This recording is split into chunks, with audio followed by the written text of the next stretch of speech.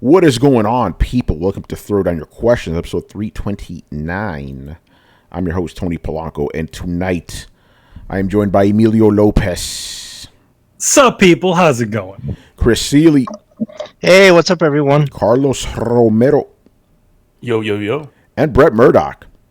What up? All right, Adam may show up later. He's watching WrestleMania. I'm like, how many fucking wrestling things do they have going this week?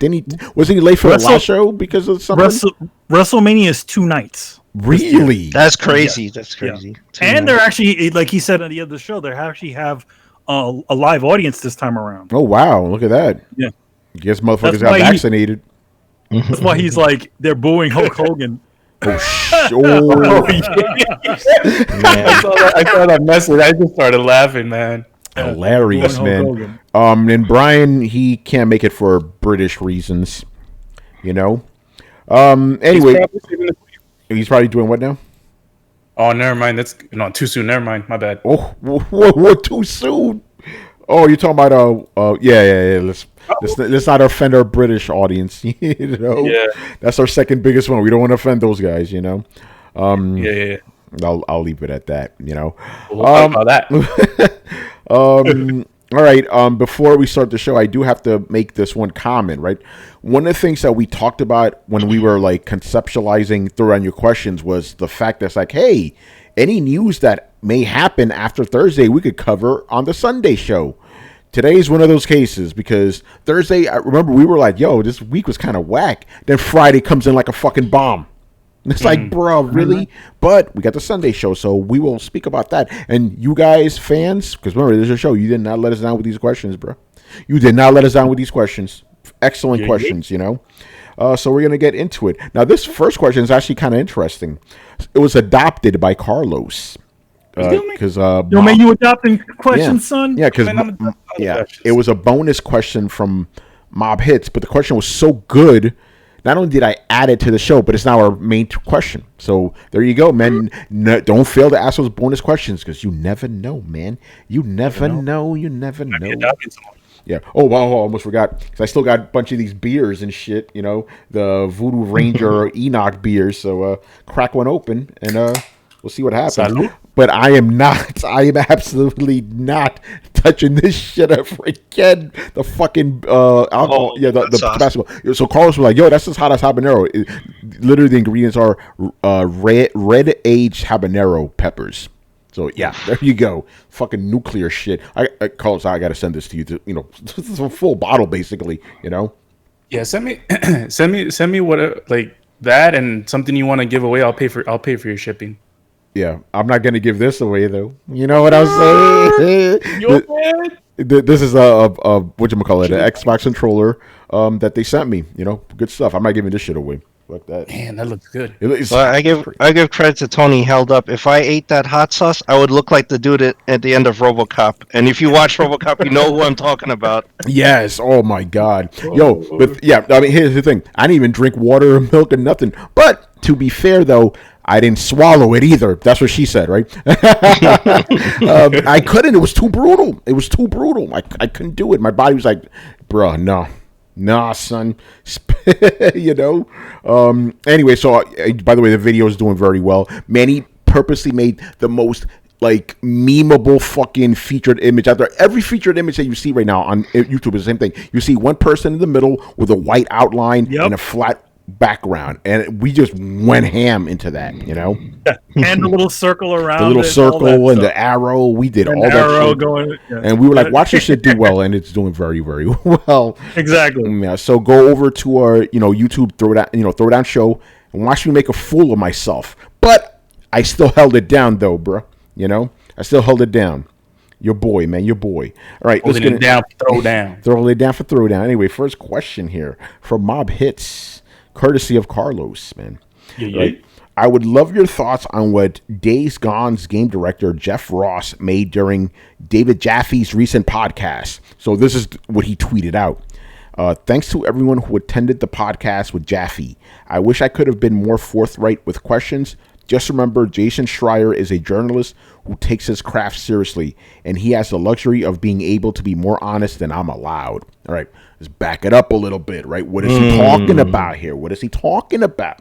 All right, so on Friday, Jason Schreier, the infamous gaming reporter who has been blocked on Twitter, by the way. I'm not alone though. He's blocked like half the world. He released a report recently or on Friday where he talked about some of the things that are going on behind PlayStation. He interviewed some people behind the scenes, and we've learned, I think, was 3 major things. You guys fill me in if I miss anything. One of them was that Ben Studios wanted to do a sequel to Days Gone, right? The game, even though it didn't do that well, it sold a lot, right? So the studio was like, okay, this is a new IP. It made a lot of money. This should be good. Sony said, nope, you're not doing that. Instead, and this is the part I'm a little iffy on, did they instead make them work on this Last of Us remake, Chris, or is that a separate studio? No, they said they're working on a new game, Yeah, but not Days Gone 2, and another studio's Naughty Dog is taking charge of the remake, but it's going to be done by another studio. yeah, because there was another studio that independently wanted to make the Last of Us remake, a remake of the first game, the 2013 game, and Sony took that project from them and gave it to Naughty Dog. Like, no, you're working on it now. So that's the other thing that happened, and the other thing was that basically Sony now under Jim Ryan is really more focused on AAA blockbusters. This is why you've kind of seen the Japan studios kind of just being shuttered or whatever.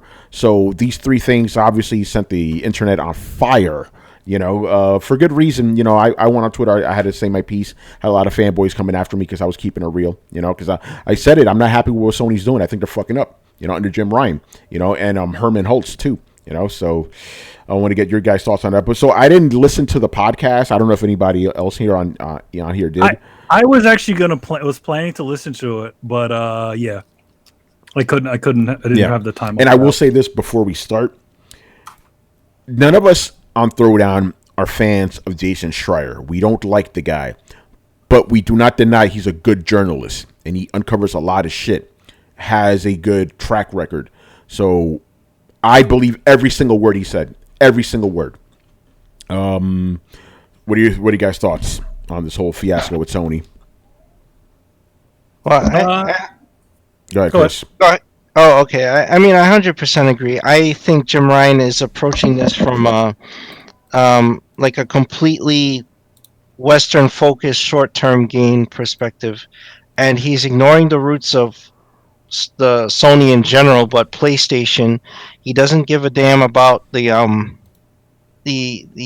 Japanese titles, the studios, any of that.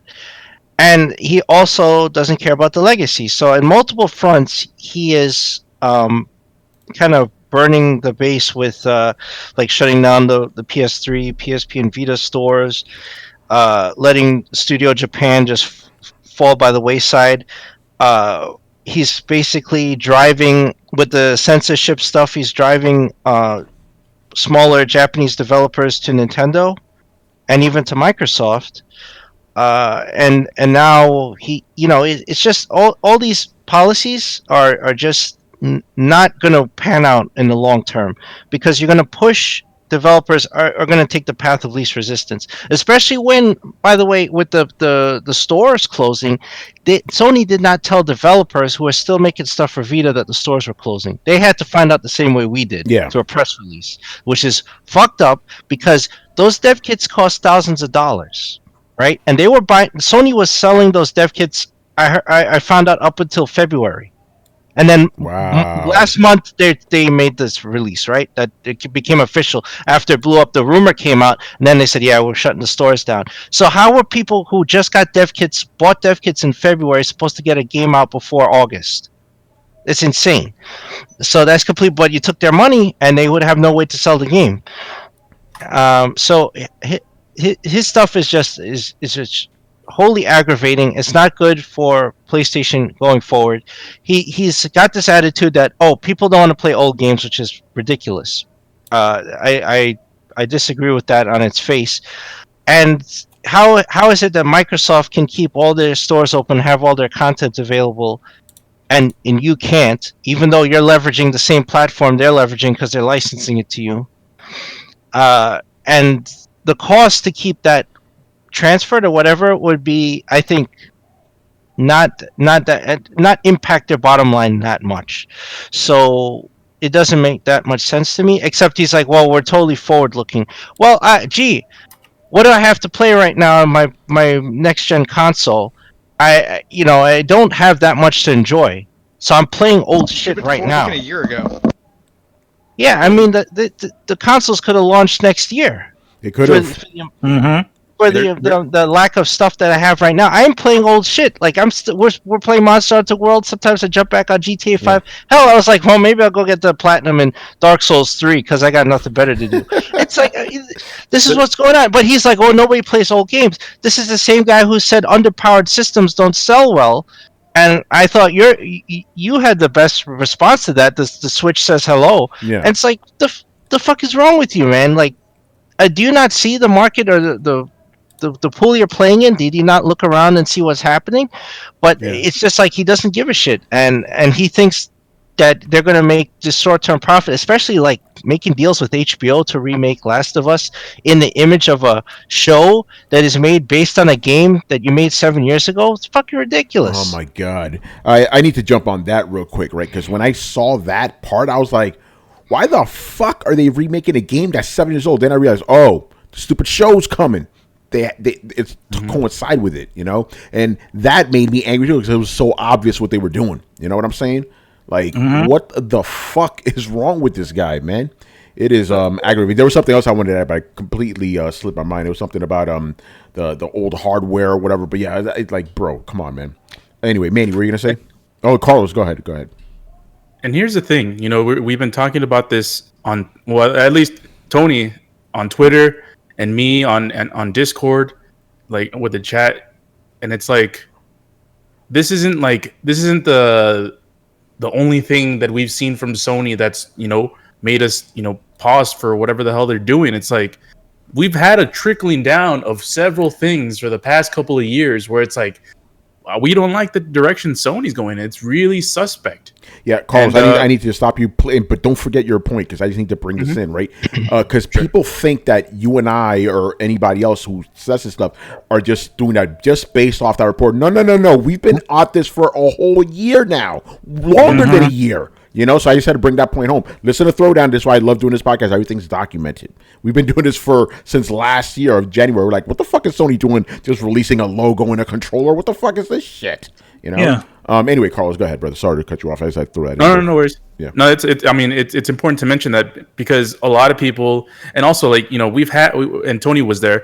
We were having a conversation and people were making it seem like we were hyping up the Xbox because we were talking bad about Sony. It's like people don't understand. It's like we are knocking down, and essentially, specifically me and Tony here, we were knocking down a studio that we prefer over the other two companies. Yeah, you know, our own preferences. So I don't understand why we can't just criticize our favorite companies just because we make the competitors seem better in the eyes of fanboys. Well, that's what it is. It's all fanboy stuff. Fanboys see the world in black and white. They just assume, hey, you're shitting on Sony. You must think Microsoft is better. We never said that. As a matter of fact, who the fuck was even talking about Microsoft in that conversation? You know? That's why I completely dismissed anybody who just came and go, oh, but Microsoft, these whataboutisms, that's a term I got from Brett. It's like, whataboutisms? Get the fuck out of here with that shit. We're talking about Sony right now, you know, and they're fucking up, you know? Anyway, go on. So it's important to just to clarify that. And with the whole Last of Us situation, it's like we're gonna see a remake or a potential remake to a game that came out 7 years ago, that got a remastered last generation, that got a PS4 Pro patch like 3 years ago, and it had a sequel that came out last year. Like, who is asking for this? I put this on Twitter. Funny enough, I wrote this on Twitter. And I said, let me look at the tweet real quick. The tweet was, who in the world is asking for Last of Us Remake? Jim Ryan. Yeah. Well, and then Tony answered HBO. And like, it's funny because that's probably my most popular tweet I've ever tweeted out in my career on Twitter. So no one is asking for this. Like, not even the people who love Last of Us is asking it. Maybe they're asking for Last of Us 3. We don't know. It's more probable they're asking for that than they're asking for a remake of the original. Because the original, it is what it is, and it still holds up. If you like it or hate it, it holds up the way it was meant to be. And, so this whole thing with HBO is making a show and they're remaking the game to sort of comply with the show is nonsense. Just let the show stand by itself. And let the original game stand by itself. It's playable on the new consoles. Thank you. It's playable on the old consoles, and it works exactly the same. It doesn't look any worse. It's not unplayable. It's not a PS1 type game where it's like, damn, this thing looks like fucking. Yo, who said GCDR says the people who are asking for this are also the same people who asked for the Snyder cut? Yo, I mean, that's I mean, it's a funny joke, but that's even a different story. Like the Snyder cut was the original vision of the original creator. Druckmann, this is Druckmann's quote unquote masterpiece. Nothing changed there. His whole vision came into fruition, and it was critically acclaimed. Wait, hold on. If this game's a masterpiece, why does it need to be remade? Right? Just saying. Exactly. Exactly. I'm gonna say this, but you're right though. It's like it's not like we can't. We can't play the game on our PS5s or PS4s anymore. Oh wait, we can. Come on, man! It's so stupid. Here's the other thing, and we noticed this even before the Ryan regime started. Why is it that there was a mass exodus of people going through the company? Yes, from top to bottom. Gio Corsi, the original, Andrew House, what's his face, the last head of Sean Sony. Layden. Sean Layden. Yeah. Gio Corsi. Shuei Yoshida gets a window seat on the dev team. Essentially, they gave him Gio's old job. What the fuck is going on here? We said this long time ago. Yeah. Something is fucking going on. And this all happened within like a year. It was like rapid. All these guys. Jack Trenton was another guy. It's like all these guys just.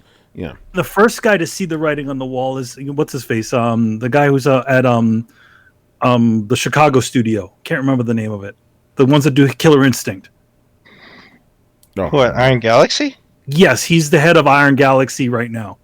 That guy, he was the first to leave. Adam Boyce? Adam Boyce. Yeah, that's another one. That was the first sign. We were like, hold on. Adam Boyce left. Adam Boyce is, the guy who, how do we share games? Yeah. That guy. So all these guys, all these people leaving, the people that essentially made Adam Boyce is also the guy who is responsible for the PlayStation the convention. PSX. He's also responsible for that. Great fucking show, by the way. Number one, that guy leaves, and then all of a sudden, the PlayStation experience is gone. Everybody else leaves. There was something.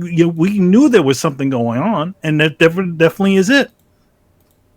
Yeah. So now you set a bunch of unimaginative assholes in the seat. That's what we got. Yeah, I'd love to hear from Sean Layton what happened, because only he knows like some shit. Yo, all I'm saying about Sean Layton is, if you looked at on Friday the timeline, because people were saying I want Sean Layton back, because there was a clip of him being tossed around Twitter, right? If you looked at his Twitter, he was liking a bunch of those tweets. Yeah, telling you, man, Sony is fucking up. Yeah, they've literally they have switched seats with former Xbox. Yes, this is 360 era Xbox, where they're like top of the food chain. They moved on to the new system, and they're talking about TV bullshit. What do you mean Xbox One? Shit that nobody wants to fucking hear about. TV, esports. Esports, and Halo and Gears of War. I'm gonna say this right now, right? So, going on that whole tangent, like the three games, like if Sony's just all about that AAA life now, right? What are their three games? What are their equivalents of Gears of War, Halo, and Forza? It'll be God of War, Spider-Man, and The Last of Us. That's going to be their games now. Everything else, fuck it. Maybe Uncharted. I'm gonna say this. Watch after this next Gran Turismo comes out. We're not going to see any more Gran Turismo. Watch that shit happen. Yeah. No, I agree with you. I think he's mothballing the Japanese studios. Yeah, they're all He's gone, yeah. marginalizing them, and he's going to focus on Santa Monica. But like you said, he's just going to have Insomniac make Spider-Man. He's just going to have Naughty Dog make Last of Us, maybe an Uncharted. I watch. They're going to remake Uncharted the same way they're doing this Last of Us, and then make it look like Tom Holland. It's going to be Tom Holland. It's going to be Tom Holland. I'm going to throw this out there because what I honestly think is going to happen is they're literally just going to take the first Last of Us game and just remake it in the new engine, right? And that's it. They're not going to change it. That's what I think is going to happen.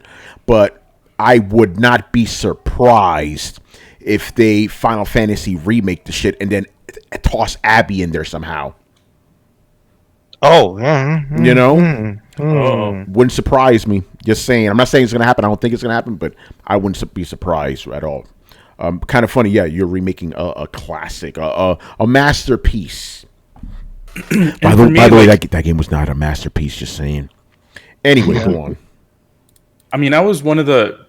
When I heard Final Fantasy VII was getting remade, I kind of, I was really like super skeptical. I'm like, what, they're going to remake one of the greatest games ever made? But even that was more than 20 years. Yeah, 20 years, several generations. You couldn't even play the game on the current consoles. It's like, this just doesn't make sense. The only thing that makes sense is the whole movie tie-in. That's the only thing that makes sense about remaking. Yeah, when I realized that, like, oh yeah, they got a movie. I mean, the TV show time. I'm like, okay, there you go. That's why they're doing this shit. It's so blatantly obvious what they're doing. That's what makes it more. This version of Last of Us is basically the Ratchet and Clank game from 2016. Remember that was remade to coincide with the movie. Great game, but at least that game was remade like 15 years after the original. Not fucking 7 years. Ratchet and Clank, the original game, is not readily available right now, right? Last of Us is readily available. Come on. Oh yeah, bullshit. And then the whole thing. We'll get into it because we got more questions about this, but let's just jump into the next question because again, we're going to be talking about this for a little bit. It's going to dominate the show tonight. This one is from Ronan. All right. Looking at all of the articles from this week about Sony and its handling of franchises, is it more damning to say A, that all of these stories are citing one source from Bloomberg, or B, the entire game news cycle can be driven by one writer's take? Again, like we said before, we don't like Jason Schreier. We're not fans of him as a human being, but the guy does his work well, very well. So when he puts something out there like this about PlayStation, the biggest gaming entity on earth, of course it's going to drive the news cycle. That's just how it is. You got probably the biggest gaming reporter out there. Like, if you could name another bigger reporter than him, I'm talking about actual reporter, not Jeff Keighley or anything like that. I'm talking about actual legit reporter and Jason Schreier. I can't name it. So you got the biggest reporter in gaming reporting on the biggest company in gaming. And this is scandalous shit. What do you think is going to happen? So I'm not surprised by any of that, and I don't think it's like a bad thing. It's just the way it is. It makes sense, Yeah, and it's not even, I mean, Jason, you're talking about the most influential gaming journalist. I mean, anybody could lead the gaming cycle with all these news, even with rumors that are not even true. Yeah. People run away with, I saw this tweet with Tony's like, yo, this dude with 3,000 Twitters with 3,000 followers just makes shit up and it could fucking make the news cycle. Yeah. Yeah, basically. And you know what? I'm gonna say something real quick. I'm not gonna call the guy out because whatever. But this dude is literally listening, like looking at tweets and listening to getting tweets from Danny Pena in Paris, right? Listening to Gamertag Radio and making news posts out of this shit. He's literally doing that, right? Like, for example, Paris was the only guy on earth talking about Battlefield 6 on Game Pass. All of a sudden, inside sources have told me that Game Pass, it's like, bro, where'd you get that from? Danny, and they're totally inside sources. Yeah, so, and Danny kind of subtweeted that, but what he's talking about. But it's like, this guy's like, bro, like, I'm sorry. Listen, I'm not trying to sound like an asshole, but I'm like, bro, if you have, like, less followers than I do, I'm not fucking listening to you, man. I'm not, and I'm not even that much of a credible source either. Get the fuck out of here with that shit, Anyway, by the way, I wouldn't be spilling shit like that anyway because I would be cut off, But yeah, no. Again, Jason Schreier he is. And I've said this before, Troy. He's like legit the only investigative gaming journalist out there. Patrick Klepek was one for a while. I don't think he's doing that anymore. You know, he's the only guy in there getting into the weeds. Again, I'm not a fan of him as a human being. I think the guy's scum, but he does good work. You know, so yeah, this is not weird to me. You know, and again, this is about Sony, so you already know. You already know, man. All right, let's move on. Next question. Still about Sony.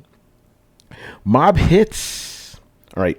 With the backlash Sony is facing over a possible The Last of Us remake, do you think it's too late to change course and cancel the project?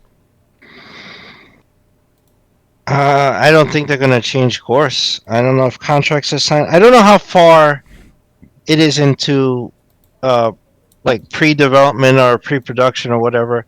But the thing is, if this has anything to do with HBO and they have a deal, like a contract to do this, then yeah, it's going to go forward no matter what. It doesn't matter what we say, how much backlash we have, because Jim Ryan already doesn't give a shit what we say. There's plenty of backlash over the losing the legacy stores and whatever, and he doesn't give a shit. So I don't think he's going to care what we say about this stuff. What about the rest of you guys? Nobody? It's damning. It's what Sony's doing is damning. And then I got to mention this because our overarching Sony is making some odd decisions. Not just PlayStation. Oh, Sony. But Sony Corporation in general. So did you know that they have signed an exclusive deal with Netflix to put Sony Pictures content on there, including the other Spider-Man movies? Yeah. Yes. Interesting that they're not going with Disney Plus. Why is that? Well, you know why.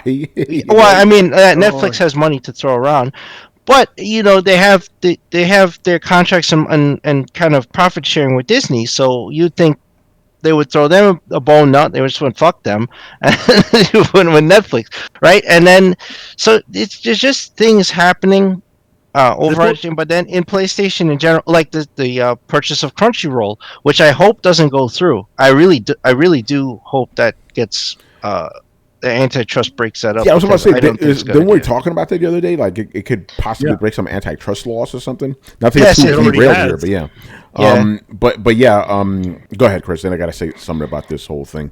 Yeah, because I mean, there's also we've talked about this before, but when Jim Ryan came on board, they made really weird decisions that Sony wouldn't normally make. Like all of a sudden, they started caring about what people say in conversations, that they were actually buffering chats so you could report people. And then they were telling developers, hey, there's certain content you can't carry. They were even telling people they wouldn't carry their games if they didn't self-censor them. Yeah. This is why the Devil May Cry 5 on PS4 had the flashes everywhere.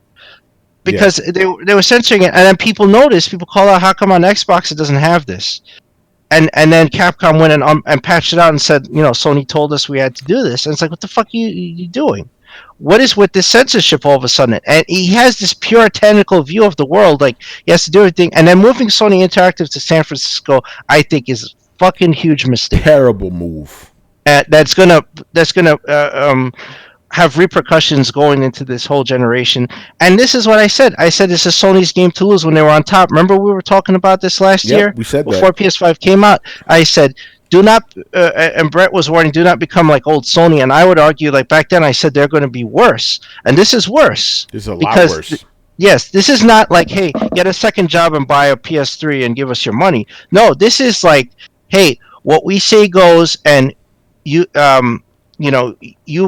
developers better listen to us. Customers, we know what's better for you, and all that. This high and mighty bullshit, that's not going to go over well. You're just going to drive both ends of your market to other platforms. Yep. That's what's going to end up happening. You're just going to hand over stuff to Microsoft. They're more than willing to take up anything and not censor the content. And Nintendo's already doing that. Those indie guys in Japan are already porting their stuff to the Switch. Yeah. So, it's like, what are you doing? Yeah, no, they're just messing up everywhere, man. And you're right about that. I remember I said this again. Everything's documented on Throwdown. I've said many times. I said unless Sony fucks up royally, they've won this generation. They're fucking up, right? So far, they're doing well, right? PlayStation 5. I'm gonna just assume it's selling better than Xbox? Because I haven't heard if Xbox was outselling it, Microsoft would have said something. You know? No, it's not. I mean, the inventory numbers were almost 2-1, I think. But yeah, so I said unless Sony fucks up, they're gonna win. Now they're fucking up, and like you said, Chris, this isn't the old Sony. This is a new Sony that we have not seen before, and it is frightening. This is son of old Sony. No, this is worse. It's like I'm gonna take what the father did and make it worse. It's old Xbox. That's what this shit is. That's what that shit is. And again, we're saying all this shit because some people got to hear this. We're saying this not because we're bragging on Sony, it's because we fucking love the company, we love the games. We don't want to see them go down this fucking road. They're literally doing away with all the things that got them to this point. Yep. This is like literally the whole, like, now we're doubling down on the same sort of games. We're just going to focus on these sort of big titles. We got literally closed down the Japan studio. Who knows what's going to happen to Sony Bend after Bend Studios? What's going to happen with all the other things? They're turning it to Xbox. That's a damn shame because Xbox is like, I'm sorry. I realize Xbox has fans, but there's a reason why I didn't get an Xbox until 2015. The games just weren't there. I didn't give a fuck. Sony had the things. Now Sony's becoming Microsoft. It's very unsettling. Anyway, what's about this whole indie thing? Oh no, that's the next question. But The Last of Us. Okay, here's the thing, and just being honest here, right? There is not going to be any backlash to The Last of Us 2. The Last of Us. The only people you saw complaining about it were a vocal minority, like myself, right? This game's going to come out, and it's going to sell like fucking crazy, and that's it's going to explode, and that's sad. Because Sony's going to go, oh, okay, let's do that again with another game or another old IP instead of working on something new. I guarantee it'll be Uncharted. What happened? I said, what are they doing Last of Us now? Are they actually remaking it? They're remaking the first game. Really? Okay, wow. Yeah, exactly. Because by the way, that's one of the retorts that a lot of the ponies said. Oh, you say that, but it's going to sell 1 million. I'm like, yeah, that's the fucking problem. That's going to sell you. It's literally the fucking rope-a-dope, and you're fucking falling for it.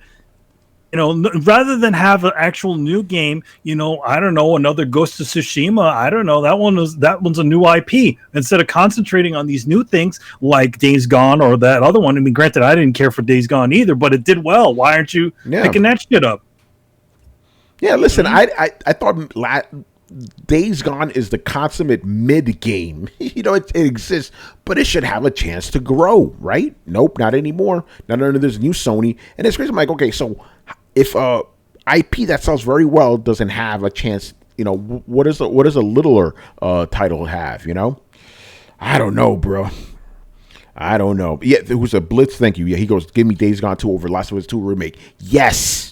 Exactly. I'll take the Order 1886 too over Last of Us Remake. The Order 1887. Hey, I'm going to say this. Order 1886 actually did sell incredibly well. Yeah. But it got reviewed bad. Yeah. By the way, shout out to Barnaby Juan, he always wants to join us live, but he can't. But he is tonight. What's going on? And Manny, you sent him.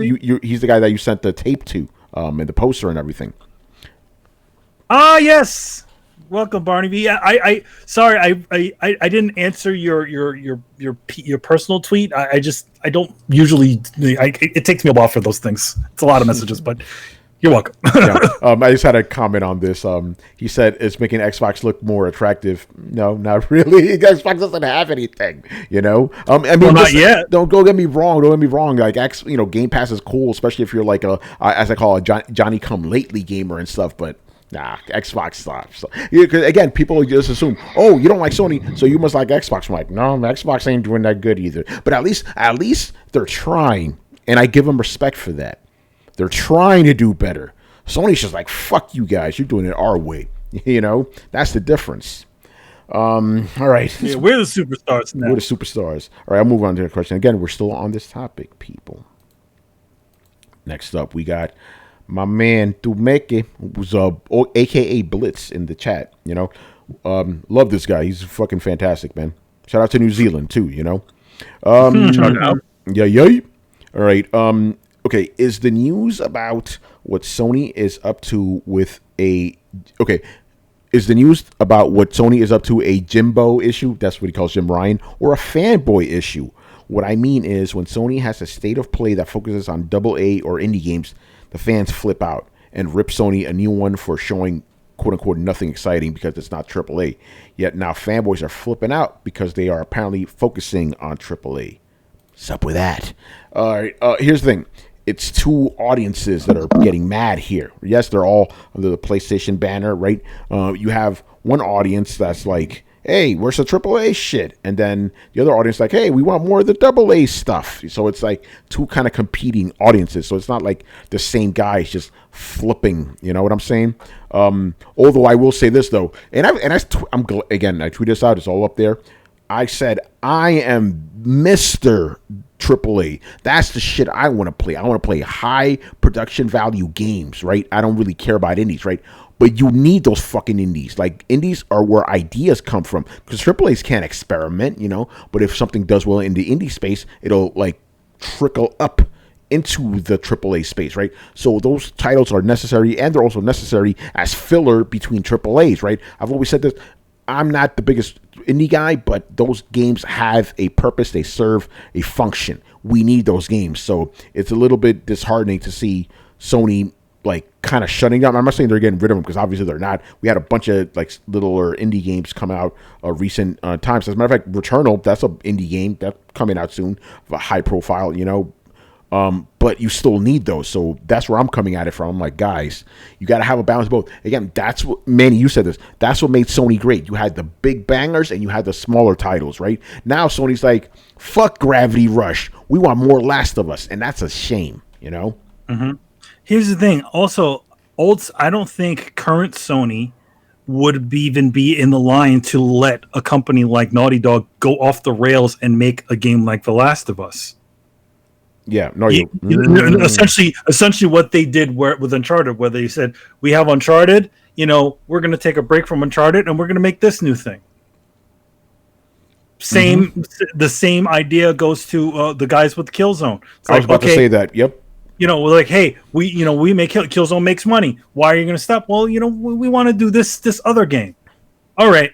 I don't think that environment that environment allows for that anymore. Yeah. I think they're just going to look for the surefire things and just not even pay attention to anything else. Yeah, no, you're 100% right. We talked about that before. It's like Sony was willing to let these kind of projects flourish, you know. And even Sean Layden, that clip that was being tossed around, he's flat out said like, yeah, we produced this game. We knew it was going to be a big seller, but it didn't matter because the game needed to be out there. That mentality is gone now, you know. Yep. So, yeah, it's sad what's going on over there, you know. So again, it's not really like what are Sony fans just being indecisive? Sony serves so many different people that they want different things, you know. You got the AAA crowd wanting AAAs, and you want the indie guys wanting indie games. Why not serve both? That's all we're saying, you know. It's like serve them both. What do you guys say about that? Chris, get in here. What do you say? They definitely should be courting all things, like including indie games, and I think it's a damn shame that Studio Japan has they're mothballing it. Basically, they've driven people away, and also the other Japanese studios and the other indie titles. And then, like I said before, like not communicating properly with your developers and then selling them dev kits when you're going to shut down stores in a few months is shameful. So I think they're fucking up on that aspect. And like I said, some studios have already scrapped their PlayStation projects and have moved them to the Switch because of two problems. One, because Sony doesn't communicate. Jim Ryan doesn't even give a shit about those guys. And two, because of the censorship. Like, I don't care what, you know, if guys want their titty games or whatever, let them have it. Right? What is Sony to say like, oh, we're now all of a sudden he's like, he has a problem with speech and he has a problem with TNA in games. I don't know where this is coming from, but I think it's complete bullshit. So then you're narrowing down your library, like, oh, we don't want certain types of games. Well, who are you to say that? Isn't it up to your customer like what they want to buy? And if it doesn't do well, that's on the developers to determine that. Like, isn't just the console their way to express stuff? And it's like, if it doesn't sell, that's the market saying they don't want it. It's not up to you to tell people what they want and don't want. Yeah, I mean, they're their prerogative seems to be gore and violence and all of that stuff. That stuff's cool, Well, I mean, that's old Xbox. That's that attitude. But it's worse than that because that's only one aspect. The other aspect is just the Western-centric focus of Sony, whose roots are Japanese. Sony's a Japanese company, and Jim Ryan has like moved the interactive stuff and all that executive stuff over to the West Coast, and he's completely ignoring Japanese developers, and he doesn't give a shit about their needs or any of that. And now he's only interested in cranking out, like Tony said, like 3 things. He's focused on Last of Us. He's like God of War, and then he'll milk Spider-Man. Yeah, and that's it. And what happens to they ended up remaking Demon's Souls like that. That's probably the end of that. And then Lord knows if we'll get anything else from that besides like Elden Ring, and who knows where that shit is. But he's just going to focus on Western developers, but only in the respect of what he wants on there. And it's like, that's not how this is supposed to work. Instead of being market driven, you're dictating from the top down not only what developers are allowed to put on your system, but what customers are allowed to buy. That's a ridiculous notion. Yeah, it's not assumptions. We're just going off of the report, bro. Blitz was like, we're making too many assumptions. Like, no, we're going off the report, man. I mean, you could believe the report if you want or not, whatever, but you're just going off of what we read, bro, and their actions in the past year. I mean, to be honest, like you didn't even need that report to fucking tell you what was going on. We've been saying that shit. That report just highlighted it. We've been saying that shit for over a year now. Ever since those guys started leaving, it's like, what the fuck is going on? And everybody's like, oh well, people leave. Yeah, they're like, oh, they leave. Oh, but Sony's gonna keep selling. Leave. Like, all right, bro. No, you don't have a mass exodus like that, and don't realize that there's some shit going on. Yeah, the mass exodus was the first. A lot of this stuff, and even the shit that this guy's saying literally confirms there is some crazy ass shit going on over there, and it's not going to be very good. Yeah. The one thing, the thing about you guys out there is you got to really not fall for what this is, and this is literally a rope-a-dope. If you accept this from happening, they will continue to do it to you. Mm-hmm. As anybody knows, and we've always said, remember, money talks. If you don't want this shit, if you don't want the shit that they're given, don't fucking buy it. Yeah, I like how you had an Apple phone in the screen when you were saying that. Fuck Apple, don't buy that shit. Don't buy this shit. Good. No, I mean that he made a good point. I had something to add to that, but I kind of lost it. Oh well, it's the Apple phone. That's you'll remember. Adam, what's going on, brother? What's up, man? The fucking 18 days of WrestleMania is over. Right, I was about to say, Jesus Christ. It's still going now. There's another fucking Chris Jericho is doing a 2-hour speech with Steve Austin, and he's not even with the promotion, and that's happening now. It's a lot. It was the Broken Skull session.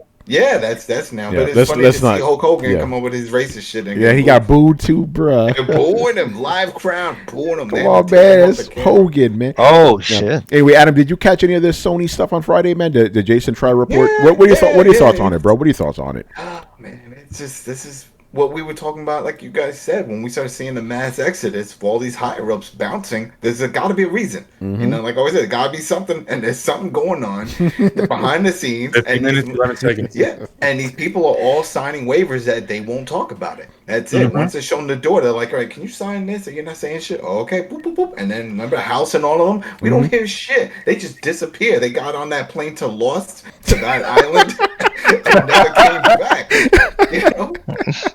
It's fucked up. It is really fucked up. So it's everything that's happening is weird. Like even when we heard about these with the Vita store closing and the PS3, all this doesn't sounds very out of character with what they were implying of going all digital and everything's here, and then because that just throws doubt. Even if you tell somebody that no, you can still download your old, that still throws doubt. Once you hear of stores closing, whoa, wait. You're trying to tell me to go all digital, and then you're also telling me that your previous ones are all gone. What's stopping that from happening on this one? We don't know. You're right. We don't know. It could happen in any moment. So, yeah, it's scary. It's scary to see what's going to happen. Hopefully things get better. Yeah, you like we always say, vote with your wallet. That's how it works. If you don't support it, you don't buy it, then that's it. But we'll see. This is going to be an interesting year for Sony with all of this, and to see how people react, because Sony, it's even like with Nintendo fans. Nintendo fans just buy anything. They don't give a shit. They support it. And they don't care. They're like, oh, they're gonna take it away. Good, I'll buy it now. They don't give a shit. So I wonder if that's gonna. It's true. No, you're right though. That's why it's funny. You're 100% right, man. Yeah, so it's going to be interesting to see how the Sony community reacts to all these changes and everything happening. If they just say, fuck it, I'm cool, let's do it. All right. You're gonna put a remake of 3 of my favorite games of all time on the new Switch, and you're gonna put it in for like 3 or 4 months, and gonna take it off right after it. Oh, I'm gonna buy 10 copies. Yeah, you know what I mean? Like, fuck. Adam, what's your take on? Yeah, I'm gonna talk to Adam for a little bit because I gotta get his take on all this shit. The Last of Us remake. Last of Us fucking remake. Did we already get this bullshit? We don't need another one. Come on. The whole point is that if you play it on your current system, it already upscales and makes it look pretty. So what are they gonna add on it? Don't give a shit. This is all bullshit hype to tie up with that HBO series. That's all it is. It's some bullshit. And I bet you, what was it? I think they even said it was going to be a full price $70 game or something. Probably will be. You already know what it is. Yeah, and you think they're going to give anybody who already has a remaster and all that, they're going to give them anything else? No. And you know that shit ain't going to have multiplayer either. They're probably going to remove that. Whatever happened to the multiplayer for Last of Us 2? Is that hold on, Adam. I gotta stop you because you're right. Think about it like this. I gotta get myself on the screen right now, bro. This is some real shit right now, bro. So fucking Naughty Dog is not giving you guys the Last of Us 2 multiplayer, but they're going to give you the Last of Us remake. What the fuck? It makes no fucking sense, man. And Adam, what's your take on the Days Gone 2 just being canned? The game sold very, very well, the first one. Yeah, that is weird because I'm iffy with that game because it was fun for a little while until I kept running out of fucking gas in my motorcycle, and I'm like, I'm gonna rage quit right now because I got so fed up with running out of gas. I was like, man, I would actually pay a microtransaction to get fucking unlimited gas. And it's funny. I never had that issue. I never had that issue in the game, but I mean, in general, you know why you never had it? Because you could follow maps. I get lost a lot. Okay, I'm just gonna be honest. I get lost a fucking lot, and you can't afford to get lost. That game will punish you for getting lost because you will get lost and run out of gas, and then you're gonna go spend your fucking character running off in the woods trying to find gas canisters and then bring it back. I spent more time collecting gas than doing missions in that. Wow, damn! I never got lost in that game. I just followed the waypoint. That was it. Follow the waypoint. It's all right. I'm just hot trash in the game. I can't play it with the. No, but I mean, in general, what do you think about the fact that this is a game that even though it didn't do well critically, like the critics didn't like it, the fans liked it and it sold a lot. And the fact that they're not doing a sequel, what do you think about that? Isn't that weird to you? It is weird, but we've seen this before. We talked about it with EA and Skate. Skate 3 sold very well too. It made like double the money. Yeah. And still, we never got another one. You know what? You're right. Burnout Paradise. Yeah, Burnout Paradise. Everybody wants that. They see it. They know it because then they'll do a remaster of the shit. How about make a new one, motherfucker? Stop with the remaster. Just give us another one. And still, no, we're gonna give you something better. Need for Speed Payback. You want that shit? Nobody wants this shit. So we don't know. I wish we could go. You know what? If I was rich, that's what I would want to do. I'm like, can I go in these meetings? No, are you on the board? No, I don't want to be on the board. I don't want to give you no money. I just want to pay to be involved in these conversations, to hear this shit that you guys talk about. Because clearly, no one knows how to open up a website or read a fucking Reddit forum to see what people are interested in. Just like, what kind of Need for Speed game should we make? I got an idea. No fucking Need for Speed game. Can you do that? Can you bring back the Burnout? People want to see car crashes, collisions, explosions. Can you do that again? No, we're gonna give you these fucking bullshit. Oh, I hate it. Yeah. Hey, can you? By the way, by the way, I need to jump in because I just remembered the shit I wanted to say an hour ago, and I got to do it. I do have to bring Microsoft into this shit. Carlos, I think it was you saying that Jim Ryan doesn't understand what's going on with the community, right? I think that was you. One of you guys said it. I don't remember saying it, but I'm pretty sure I've thought of it. I'm giving it to you. You said it. Fuck it. I'll take it. All right. So here's the difference, right? Jim Ryan is not on Twitter at all. Not on Twitter. He doesn't. So it's clear that he doesn't care what the community says yet. I got to do it. Phil Spencer. He's on Twitter. He listens. There's the difference. Jim Either Ryan that or doesn't he give has a a good shit. assistant that's you on know? there doing all the He doesn't No, give a but fuck. Sean Layton is, and Sean so is Layden Reggie. is. So was Like, Gio. yeah, So was yeah. those guys are there. Jim Mike Ryan Ibarra. isn't. Yeah, Mike Ibarra. Yeah, I'm listening. I'm just saying, man. If you Tony. want, so quick, if you want to be in touch with the community, you got to be on social media, man. And Jim Ryan, the fact he's not on there, he's just on LinkedIn. He doesn't give a fuck. Go ahead, bro. Speaking of Twitter, can you put my screen on full screen? If you have to share your shit. No, I don't have to share. Okay, go ahead. Okay, there you go. Yeah, there you go. Yeah. So this is what it reads for the listener audience.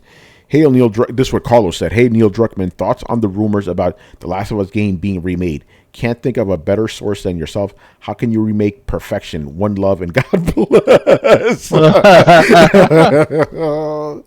Yo, Tweet it out.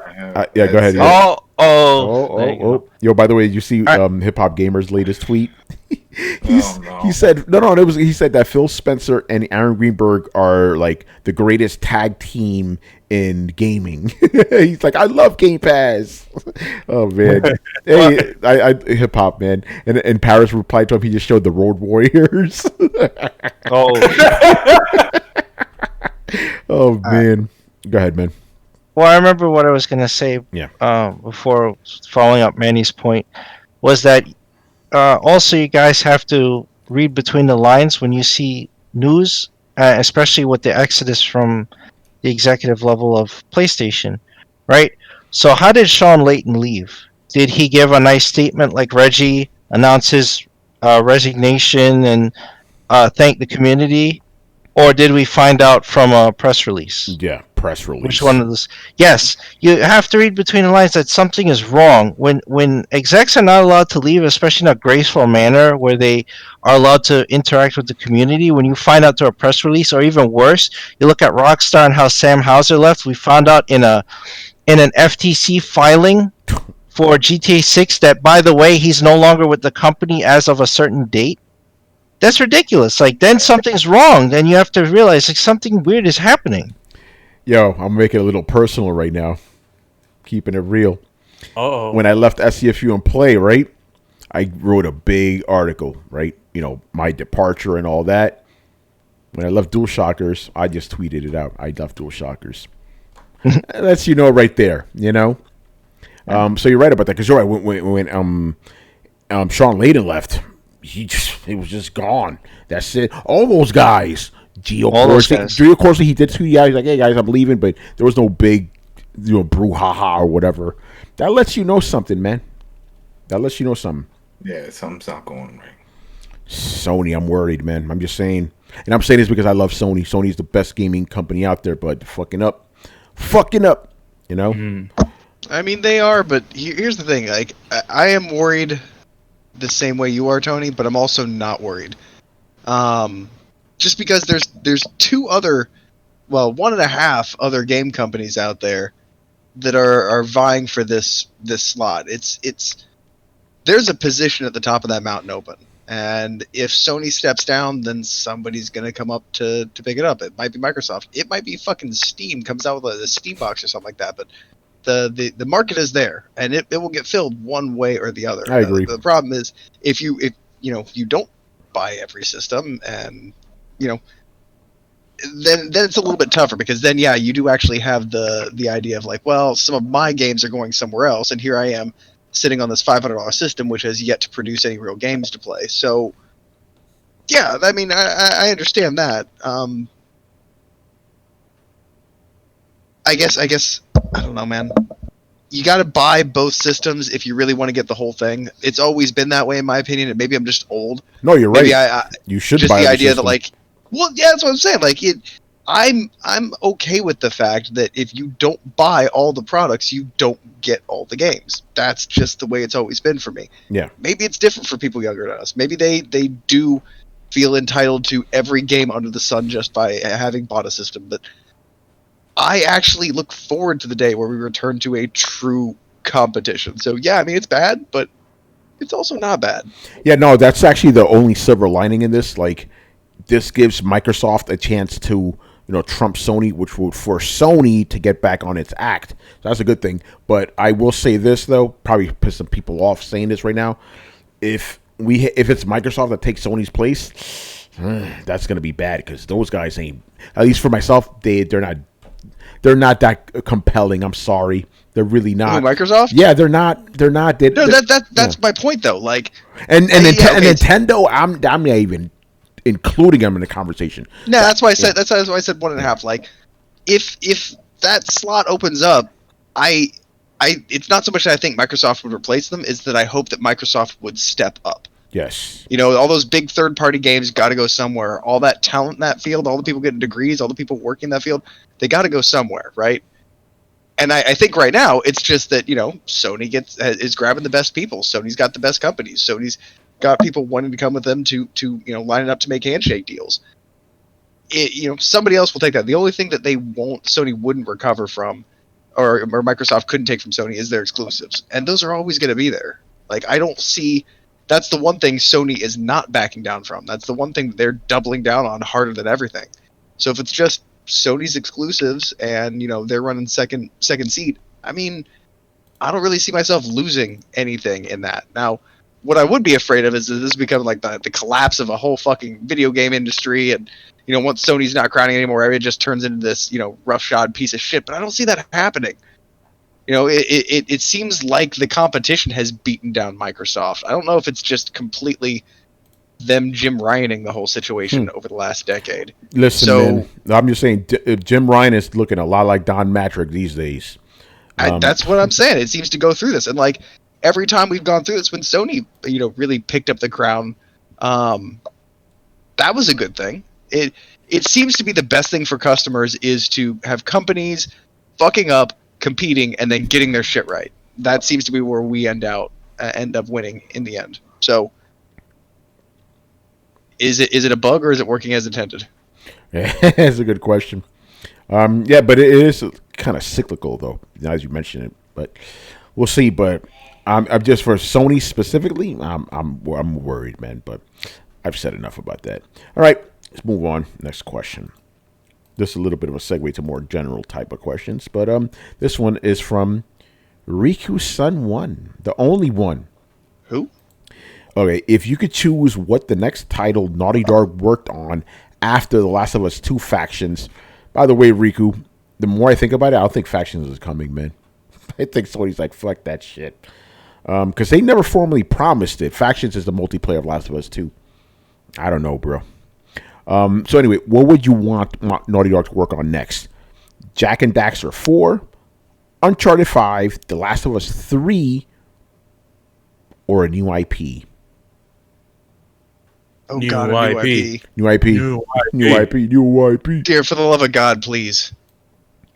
I think we're all in I think here's the thing about Throwdown. We don't really agree on a lot of things. I think we all agree on this one. New IP. Yeah, absolutely. New IP. Well, no. Don't say it like that. We all kind of agree. It's Brett. Yeah. Brett's usually the one that strays away. Hey, Brian is wild card. Hey, I don't know what you're talking about, and I take offense to what you're saying, sir. Am I the only one? Even okay, I'm on board in this one. I'll reframe it then. Shit is real when even Brett agrees with the panel. There you go. Yeah, man, they need a new IP. IP. Last of Us, and Uncharted. I love Uncharted franchise. Last of Us is really cool for me, at least. But they're kind of, and it's been mentioned on this show, they're kind of redundant. Those two franchises.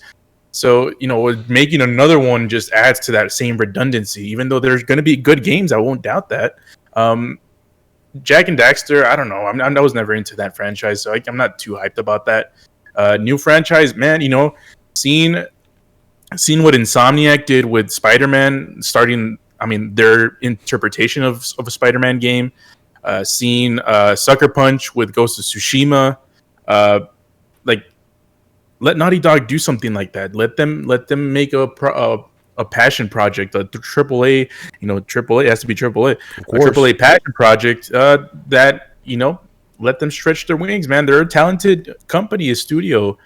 I'm curious to see what other ideas they can bring to the table. I would like them to make a Manhunt type game. Like the Here's where I Rockstar come in and manhunt. disagree. That'd be fun. Oh, here we go. Here we go. Here we go. Go ahead, Brett. Gonna say something controversial. Wait, let me say controversial. I have some controversial to say. Wow, wow, wow. Wow. Do you guys think Naughty Dog can make anything other than the type of game they've been making with The Last of Us and Uncharted? Because man, it's been years and years since they made Sly Cooper, and I don't know No, if they know Jack how to and do Daxter. anything else. Jack and Daxter. Jack Or and Jack Daxter. and Dexter. Jack and Dexter. Excuse me.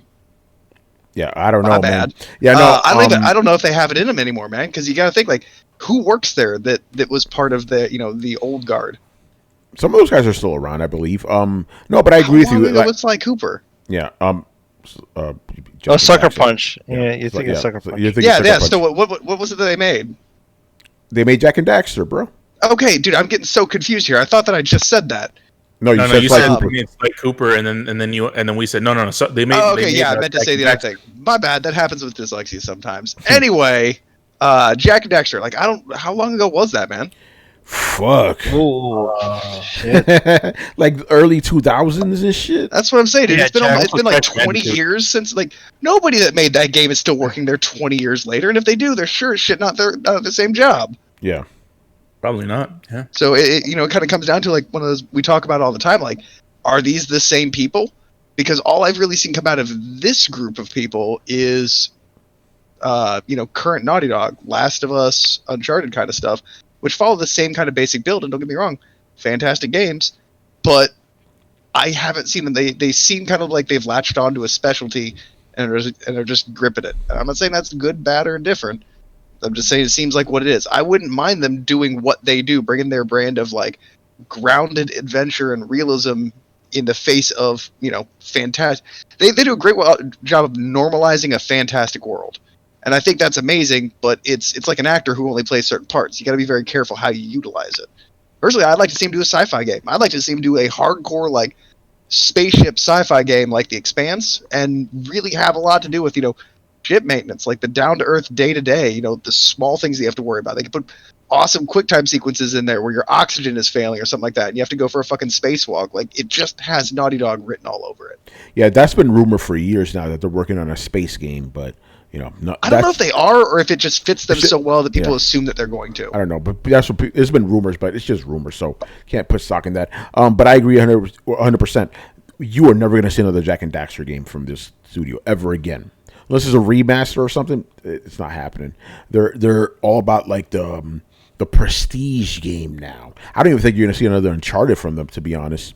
Not for a while, because they're trying to tell these Last of Us games. So I think that's They're trying to win a fucking Oscar. Yeah, they're trying to win the Oscar. Yeah, gaming. that's pretty much it. Yeah. Here's the question, though: are they even capable of doing those sorts of games anymore? Because the guys that originally made those games aren't even at Naughty Dog anymore, are they? I don't know. I don't know if they are. I don't think they are. I don't. Amy Hennig ain't there no more. No, Amy Hennig got axed for some mysterious reason. Another person who got mysteriously axed from a certain game. Just saying. Mm-hmm. So I don't know. I mean, it's. I mean, it would be interesting to see if they could. I mean, they would. There's no other way to find out if they could if they actually had to try. But if they fail, just go back to what you were good at. I mean, it's a good rebound. if they fail on a new IP, it's like they can always make an Uncharted or Last of Us game. That's always going to be in their back pocket. So having them work on a new IP, I don't think hurts anybody, even if it's bad. Yeah, make it, man. I'm tired of all the same bullshit.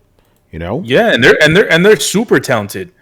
Yeah. Whether you like their games or not, I think a lot of people can agree they're pretty talented. Listen, man, you guys know how I feel about The Last of Us. Go check out the spoiler alert. I was not happy with that story, but the actual gameplay was fucking phenomenal. So they can make a game. That's not their issue. But just running down real quick what Riku listed. Jack 4, I don't care. It would be cool, but I was never that big of a fan. I played all the games, don't get me wrong, but whatever. Uncharted, I'm done with Uncharted, to be honest.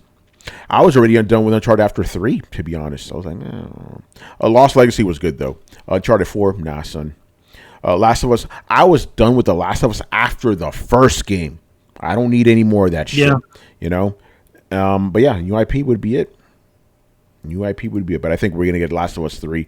If you saw the way the last one ended, it's open ended kind of, So yeah, I don't know, whatever. So we're gonna play. I'm sorry, man, and I said this on a spoiler alert. It's like The Last of Us is basically an extended episode of the Walking Dead. I'm tired of that shit. Depressing fucking games. I want to have fun. Anyway, here's a fun question. What if the remake of Last of Us is essentially it's just like the God of War remake, the God of War sequel remake, right? Where it's called The Last of Us, but it doesn't star Joel or Ellie, but it is actually what's her face, the girl from the last game. Yeah, I don't know. What if it's that?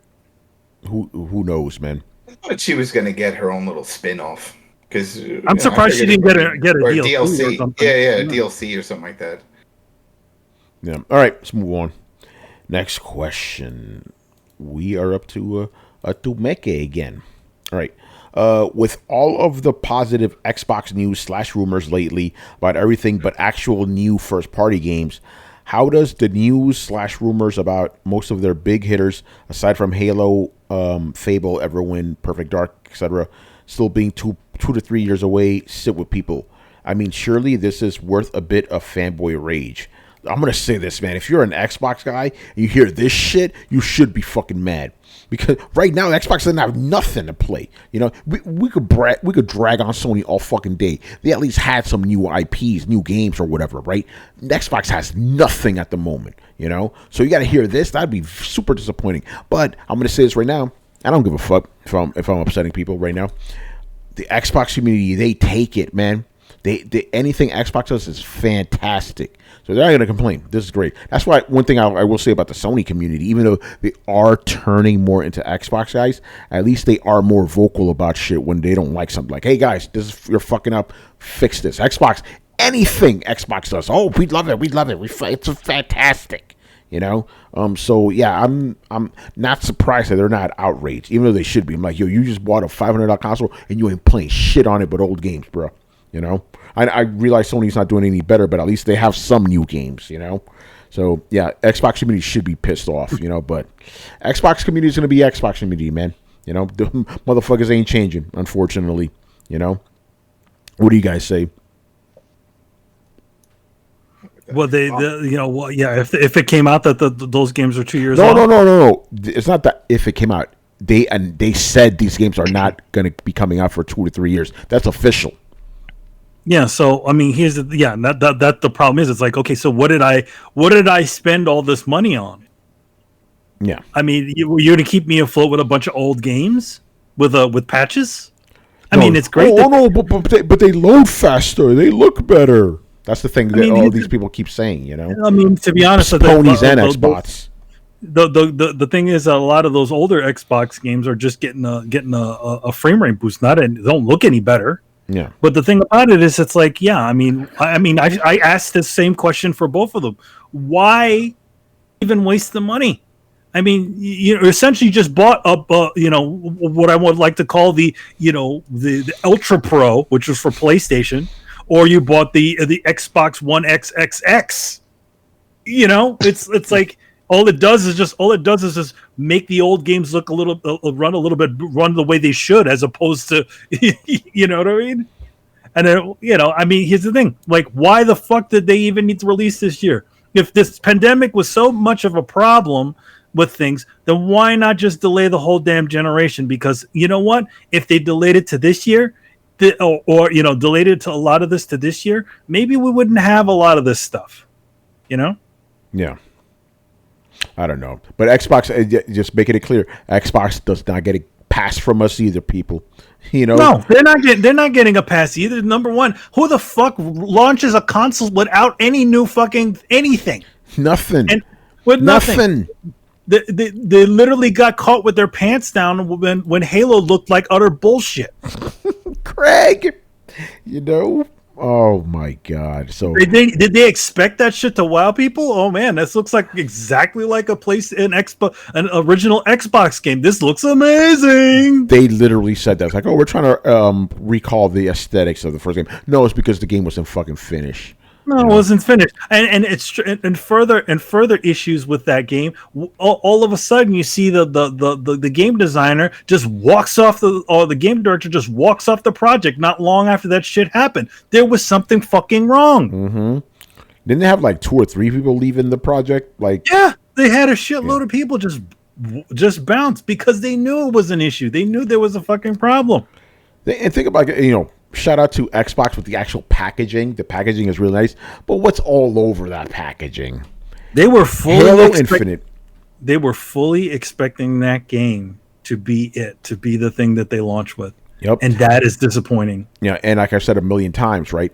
If that footage was received well, the game would have came out on fall. I guarantee you that game would have came out. Oh yeah, they would have been like, yeah, the people. If people said, "Wow, this looks amazing," Xbox would have released that shit. You know? They would have released it with slowdown and everything. Good thing people didn't fall for that shit, because that was like you saw the fucking environments forming right in front of you. Yeah. People, it's like, wait, this is supposed to be next generation. Hey, you know what? Give them respect. They at least show you the actual game, unlike CD Projekt Red.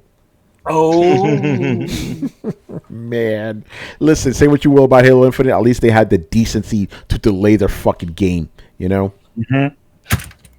Man, what a mess. This whole generation has been trash. Well, I mean, real here. It's starting a lot like the last one. No, this is worse, Carlos. I think this is worse. This is worse. This is worse. This is worse. Way worse. Way worse. I mean, I sometimes I have trouble distinguishing between piles of trash. It's the whole Xbox thing. And I've said this since they were announcing these games. I'm like, yeah, none of these like they announced a Fable game, and I'm like, yeah, this game ain't coming out this year. It ain't coming out next year. Who knows if it's gonna come out the year after that? It's just one of those things where, yeah, we need to show something because we need to fill a slot of time to appease people and get them hyped. And that's it served its purpose. It did its Metroid Prime 4, or like no, you're right. It did its Agent. It did that. 8 days. So, 8 days. Yeah, that's what those games are there for. They're games to hype people up without even an ounce of knowing whether they're ever going to come out or not. It's scale bound. Well, there's a lot of those examples.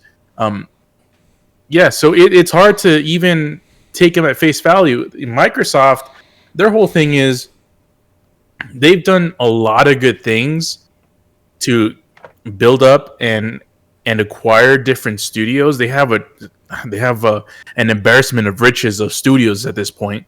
They have all of the Bethesda developers and id developers. They have the people who made Fallout New Vegas. They have a whole bunch of other people in new studios they made from the ground up, and we have no clue when a lot of these titles are going to come out. The Bethesda games, they announced their Starfields and they announced their Elder Scrolls years ago. We still have no clue when the hell those games are going to come out. So it's a lot of games that we have no clue when they're going to come out, and it's just hard to be impressed or hyped up about titles that are just logos at this point. Yeah. Or for Fable, technically, real quick, for Fable's case, it's a Tinkerbell death story. Yeah. Yeah, no add up to that. All right. Yeah, what's up? Okay, that's it. Moving on, next question. This one is from Roman Ronan. All right. If Mr. you Roman. Mr. Roman, he's a Ronan as Roman. Right. If you were Microsoft and you had a list of Japanese creators to bring into the Xbox fold, who are your top 2 prospects? The big rumor one. Oh, Kojima. Should we do it? Should we address the rumor now? I think we talked about it before, didn't we? We talked about it. We talked about it. Yeah, and I already bashed that other dude for talking some of this shit. But yeah, no, because the rumor made up by that random guy, he was saying that basically Jim Ryan denied the Death Stranding 2 or some shit. I'm not even saying take that with a grain of salt. Don't fucking believe that shit. You know. No, they were trying. Like, I mean, it sort of bounced off the silly thing that I said last week. You know, where I said I could definitely see the new Sony saying no, we don't want that, but that we have no actual proof of that actually happening. Yeah, we just know that he had a game that was canceled. Yeah, but I was just say, I can believe it. Don't get me wrong. I can certainly believe it. I'm just saying, I don't know who this random Twitter dude is, so I'm not gonna take that at face value. But I can believe it. You know what I'm saying? Especially with this new Sony, I could see Jim Ryan go, no, we don't want that. It's that Death Stranding didn't sell well, you know. Yeah, Death Stranding didn't sell well. Why would we want a sequel to that? So yeah, Kojima, I would say if Kojima would be a good one though. Yeah, I would say Kojima and another big Japanese developer that they had. Here's the thing: they had the Final Fantasy guy before. Yeah, he's not. He's retired, isn't he? No, he's still making. He's still making games. Got his own games. Okay, Sakaguchi, right? Yeah, he's still around. Okay. He's just got his own. He's got his own independent company. Yeah. The same company that he made the Blue Dragon with. So, I want to say, I mean, they had him. Who's another one? I mean, you guys, I don't think you guys have to think that much. The Demon Souls guy. You mean Sega? No, the Demon Souls guy. Oh, Hideo Kamiya? Yeah. No, not Kamiya. From Software? Not Hideo. Miyazaki from Software. Yeah. You get Kojima and that guy. Those guys are the two hot shit still. Yeah. I thought. Okay, my bad. I understood the question differently. I was like, it's like individual creators or is it studios? It could be both. Because I was just thinking, just get fucking Capcom. Capcom. Yeah, I can get Capcom, but I mean, I would say if Xbox had its own Demon Souls or Dark Souls or whatever, that's definitely one in there. Yeah, the question did say creators though, so we shouldn't really say. Yeah, so I say Miyazaki. Yeah. Okay, yeah, that's a good one. I would say that. Miyazaki that's a good one. Yeah, Miyazaki and Kojima. I'm gonna say Kojima and Mikami. Oh wait. They already got Mikami, didn't they? And they already got Kojima, dude. You know, Suda 51. Oh yeah. I think his games would be pretty cool on Xbox. You know, they would fit. You know. Yeah, they would. His games, Grasshopper Manufacturer, I believe. They're sort of punky sort of games. Yeah, they would fit on Xbox. So those are my two: Kojima and Suda 51. What about Chris? What about you? Well, I'd say definitely get Kojima. Trying to think who a good second one would be, because you said they're not. This is just for a creator, right? Yeah, not creator. A studio? Yeah, creator. Yeah. So I'd say definitely not Yuji Naka. Yep. Hey, listen, we love Yuji Naka, but you know his glory days are in the past. You know. Yeah. Not Mighty Number 9 guy either. I don't know. I can't get his name. Well, I'll give you one. The creator of the original director of Silent Hill and Gravity Rush has his own independent studio now. Just saying. Oh, all right. That's a good one. Toyama.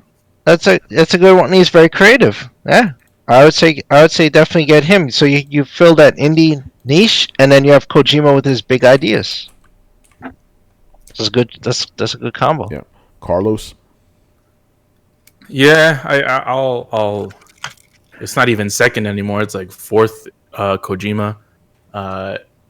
Miyazaki is an obvious one, just because having Microsoft having a Demon Souls equivalent game. It would be pretty fucking big. I don't know how the Xbox crowd would take to that, but I think it'll still attract a lot of people outside of the Xbox ecosystem. Listen, if Microsoft announced that they were buying From Software, these guys would love Dark Souls. They would love that shit in an instant. I guarantee it. They wouldn't care. They would love it. They wouldn't buy it, but they'd love it. That's also true. Yeah. Well, go ahead. And my third one is a wild card. Check this out. You said it was 2, motherfuckers. Oh, you said 2? Yeah, you said 2. Yeah. Oh, I'll throw a bonus one. All right, go ahead. Honorable mention. Honorable mention is gonna be Meet the Man. Oh yeah, there you go. Get home, Kumi girl. Nakamura. She's the head of a studio now. It's like, hey, what? I don't know if she'll make a good game, but at least the press conferences will be pretty interesting. Hell yeah. You know, Chris, you were thinking about our boy Inafune, man. Nah, don't get him. Don't get him. Oh no. Yeah, I was like, yo, I watched somebody review what's it called? Bulan Wonderland or Wonderworld? God, that fucking game, yeah. Oh my God, I was like, Yuji Naka, man, what happened? What happened? Brett, what 2 Japanese creators should Microsoft get? Genuine, I honestly don't know. I'll give you one. I'll give you one. Itagaki, the Ninja Gaiden dude. Get him. I thought he was already.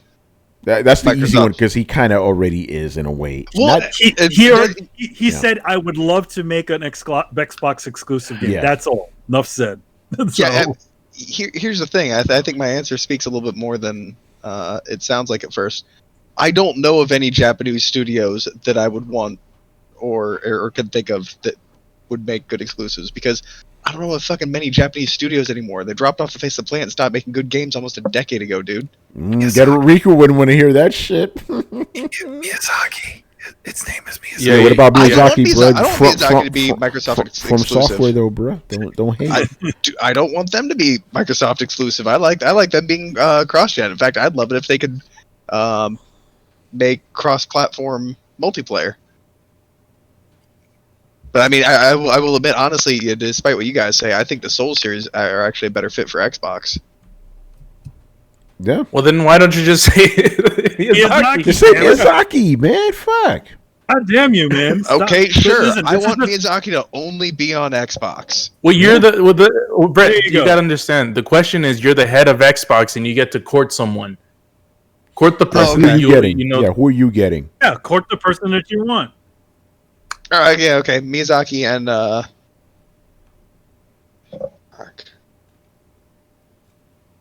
yeah, don't know.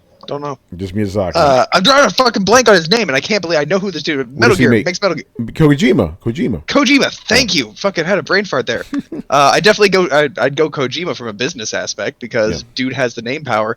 Just be like, just come on board and make whatever horror PT Silent Hill type game you want, motherfucker. You have free reign. That would be just a good business decision. But I mean, like, seriously, my point stands. Like, what big hitting Japanese studios have a lot of drawing power right now? I mean, you guys know about some, but we're all fucking nerds. Yeah, well, we named them. Well, you know, that's what I'm saying. well, Like, I mean, we're all fucking nerds. Like, do you think any of those are really going to matter beyond the hardcore audience? Well, I mean, Capcom and Square Enix are pretty fucking big, bro. You know, I know the qualifiers. I don't count Capcom as a Japanese studio. but they are a Japanese studio. They're the consummate Japanese studio. They're still owned by a Japanese family. You know, so is Sega. You can't discount them. Okay.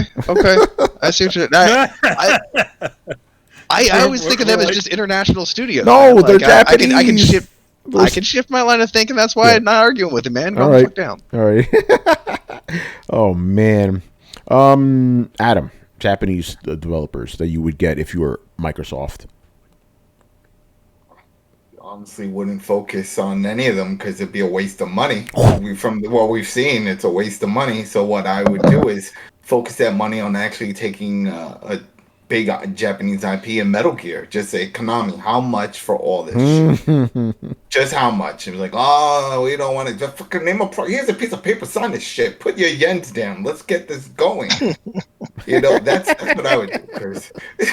There's no point. Let's get this yens go. That's it. Let's do it. The price is right. It's an American game show. Do you wanna taper this shit? Fucking, we can play this game. Get the translator in here. Let's get this shit rolling. You know, do you want a Pachinko machine going off with this? How can we make this happen? And I think that's it because it never works. We saw it with Blue Dragon and all the other shit. It just doesn't Lost work. Odyssey, it didn't work. Lost Odyssey, Yeah. it doesn't work. That audience, the Japanese market, they're not that loyal when it comes to those things. They're more loyal with the companies as opposed to just these creators. If anything, they see these creators as backstabbers then, if you're doing it. Like, That's right. How dare you do this shit? You know what? I'll spit on your fucking console and your game. You know, I'm not doing this shit. Hold on, let me put my mask down, and then he spit on it. You know? But it's bullshit. It's bullshit. So, if anything, if it was my shoes, if I had the money, that's what I would do. I'm like, you know what? Forget about focusing on the creators. Let's focus on the established IPs that worked and see if we could just buy that shit. Because remember, they tried to buy Capcom when Capcom was hard up for cash a few years back. And Capcom was like, we can't sell to a Western. Sorry. Not happening. So, and then, of course, back in the day, yes, we learned a couple months ago, they tried to buy Nintendo and Squaresoft, and they both laughed at them. Yeah, they can't do it. They can't do it. So the best thing they can do, and I don't think that really seems possible, is with Konami because of how they are with games and all that stuff, and say, how much for this IP? How much? That'd be crazy. That's what I would do. Yeah. All right, fair enough. All right, moving on. Next question. This one is back to Mob Hits. All right. What has been Phil Spencer and Jim Bryan's strengths and weaknesses this generation? Oh, bad. All right, let's start with Phil Spencer. Strengths and weaknesses. Let's start with Carlos first. Just go with Phil Spencer. Strengths and weaknesses. I think his it's funny with him because I think his biggest strength is his biggest weakness. He appeases to the people. He's sort of a man of the people in a lot of ways, at least compared to old Jimbo over there. You know. But I think that's also his biggest weakness because I think they cave in too easily. If they have a vision of something, it's important to stick to it, even when you face criticism. If you believe it that thoroughly, and you're so you believe in this vision, you got to stick to it, even if you get a lot of criticism. Obviously, they have had their hiccups. But also, like for example, the whole Halo situation, that was a time where listening to the people actually was important and actually made sense, and actually at the end of the day probably saved the game, because Cyberpunk took the brunt of all of the collective hate of games that released that weren't ready. It would have been Halo even before that, if that would have happened. So yeah, and also Jim Ryan, right? Or is it just Phil Spencer? Jim Ryan. You could go. Yeah, go to him. You go to him next if you want. Jim Ryan. His biggest strength is that he lives in an ivory tower and is out of touch, and has a funny accent. They can't make fun of the man's accent, man. I'm trying to find more things. There's so many. He's just out of touch with the fan base. He's out of touch with the state of gaming in general. I feel like he's a businessman and not a gamer. Kind of like, Phil Spencer, I feel like whenever he speaks, I feel like I'm hearing things from a gaming perspective more than a business perspective. And Jim Ryan is the complete opposite. And I think that's the biggest issue with that. Jim's best strength, I guess, is I don't know, maybe his business acumen. Like, it's kind of they all go both ways, because I mean, at the end of the day, and this is and Sony fanboys and Sony ponies like to toss this in every time you criticize a company, or Jim Ryan in general. They're like, but the company's doing well, it's making profits. It's stupid argument, man. It's a stupid argument. And yeah, his bottom line is to make as much profit as possible, and he's doing a good job. He's just not appeasing the people who pay for these things. Yeah. So, that's what I would say for both. All right, Manny. Sorry, Phil Spencer first. Phil Spencer. I think a lot of his greatest strength is the communication ability. where essentially and this sort of goes back to the old history of Xbox in general, where they're the underdog, they're the sort of like, hey, we're one of you sort of, marketing speech, which tends to work. I think it's definitely a big difference. It's definitely a big difference from the ivory tower version of Xbox when like, what's his face was there after their success with the Xbox 360. You notice that the new guy that steps in after the big successful console always ends up being the jerk. Man. And anyway, so I would say that's his biggest strength, and it's able. And it seems like he's actually. You remember how we also said about Phil is like, he's sort of playing, coming down from what happened with Don the previous Matrick, guy, yeah. with the Don Matrick stuff, all the bullshit that came with that. So now I would say this is his moment where he's actually sort of like, okay, now all the different things that he's been trying to set in motion have started to set in motion. The Game Pass and all this other stuff. Now he's putting a lot of into the actual development. Again, a very sort of old Sony way of doing things. My only question with him is there has been a lot of waiting, and I would say that was the biggest weakness of all of a lot of the strategy. We're not seeing a lot of it. We're just seeing a lot of potential, but not really a lot of payoff. Yeah. And whether that is his fault or whatever else is going on, just I feel like that is the biggest chink in that whole armor. And then again, once the flood, comes, will it be enough to take Microsoft to that, or Xbox to the level that it might be or potentially will be? Well, again, it's like the whole, hey, wait till E3 sort of talk. We're still waiting to hear something. Still waiting to see something. Jim Ryan, I would say I'm going to start with actually his biggest weakness, and his biggest weakness is the opposite of Phil Spencer, is communication to the base, to the gamers themselves. He is talking over everybody. In other words, he's not talking at your level. He's talking over you. He's standing over you, and he's just giving it all over your head. And he's not taking the time to look down and see who's actually standing there, unlike what it seems like Spencer is doing. And I think that's his biggest problem. And then, yes, I also agree with Carlos. His other weakness is that it seems like he's out of touch. He doesn't understand the actual gaming side of things, where mostly it seems like he's looking at the business side of things.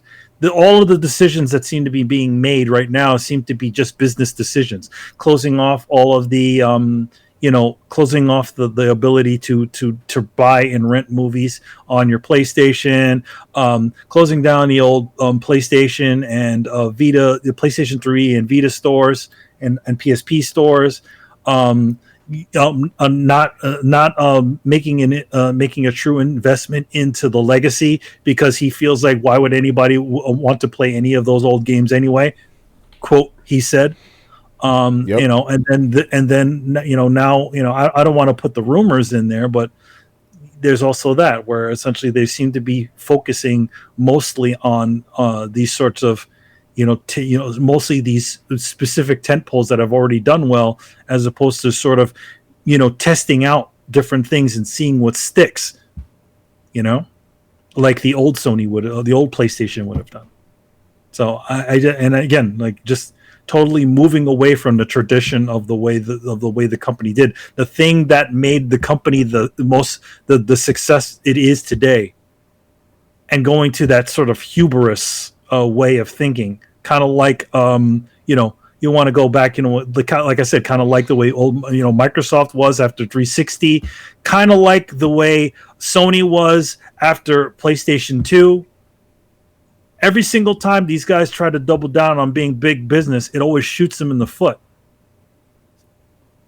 There you go. Adam. Start with Phil Spencer. Strengths and weaknesses. I don't know if his strength is just coming off very genuine. That's his strength. He comes off very believable. If he's a liar, he's a damn good liar. So, that's it. I look at him like, damn, Uncle Phil, you coming over for turkey? Because you are legit. We could be boys. He seems so happy, so happy-go-lucky. Like, people could be rattling all this shit on the internet. They said this, they said that. How do you feel? He's like, you want to come over and have some cheesecake? I mean, things are good. So I think that's his strength. And the weakness is, I don't know if it's so much of a weakness. It's just wrong place, wrong time. Just playing cleanup, and people are always going to second guess, and so he's got to play that whole thing. So I don't know. It's hard to see that as a weakness, but I think it's just this whole time, like we've talked about before, that if this console generation fails, it's all on him. But it's all the shit that he has to clean up. But he's always going to be seen as the Microsoft guy. Oh, you're the blame for everything, when he's still playing cleanup. That's it. So we'll see how that goes. And I see that. And for the other dude, there is no strength. He's evil. He is he's the corporate monster. I mean, if there's people that like conspiracies, and I'll throw in a real crazy one. He is a plant from Microsoft. They purposely sent him over there. They made sure he got the job. They are doing all this shit. He's been at Sony since the beginning, man. It's a long-term plant. Long-term, okay? This is how it works. You start from the beginning. It's like, from the mailroom. Agent. Yeah, it's like a sleeper agent type thing, and then he gets that. Damn, Hail Hydra, man, fuck. Yeah, that's it. And they're like Halo Reach. When he just activates, and he's just like, turn everything off, kill it, and the servers disconnect. They're like, what are you talking about? And he runs into the server room and just unplugs shit.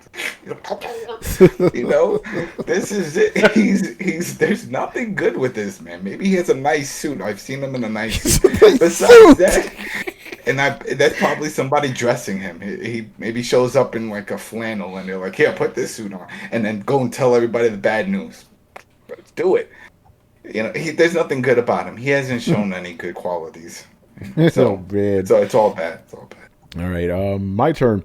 Phil Spencer. Yeah, like you guys said, his best attribute is that he's like personable, right? Like you see this dude, you want to hang out with him, you want to have a beer with him because he looks like Vince Vaughn, and Vince Vaughn knows how to get down, So like Phil Spencer gets down too. So, and I like the fact that he's on Twitter, he listens to the fans, Sometimes he gets a little too personal with fans. I'm like, yo, why are you talking to some of these toxic assholes? But I like that. I like the fact that he's out there talking to the people, and that, like, again, you can see yourself just hanging out with this dude, having cheesecake, like Adam said, The weakness is, like you guys said, is like, he's a little bit of, he's trying to be too nice to everybody. He's like, he doesn't want to upset anybody. He doesn't want to ruffle any feathers. I get that. But at the same time, it's like, bro, you got to, like, stick with something and just go with it, But I think overall he's doing a pretty good job with what he has. But I will say this, though, because people always say, oh, he's still doing cleanup. He's been the head of Xbox for like 7 years now, bro. Like that Don Matrix shit is way in the past now. It's all but this is People keep blaming him for shit, though. They keep saying, well, remember when they did this? I was like, yeah, but he wasn't in charge then.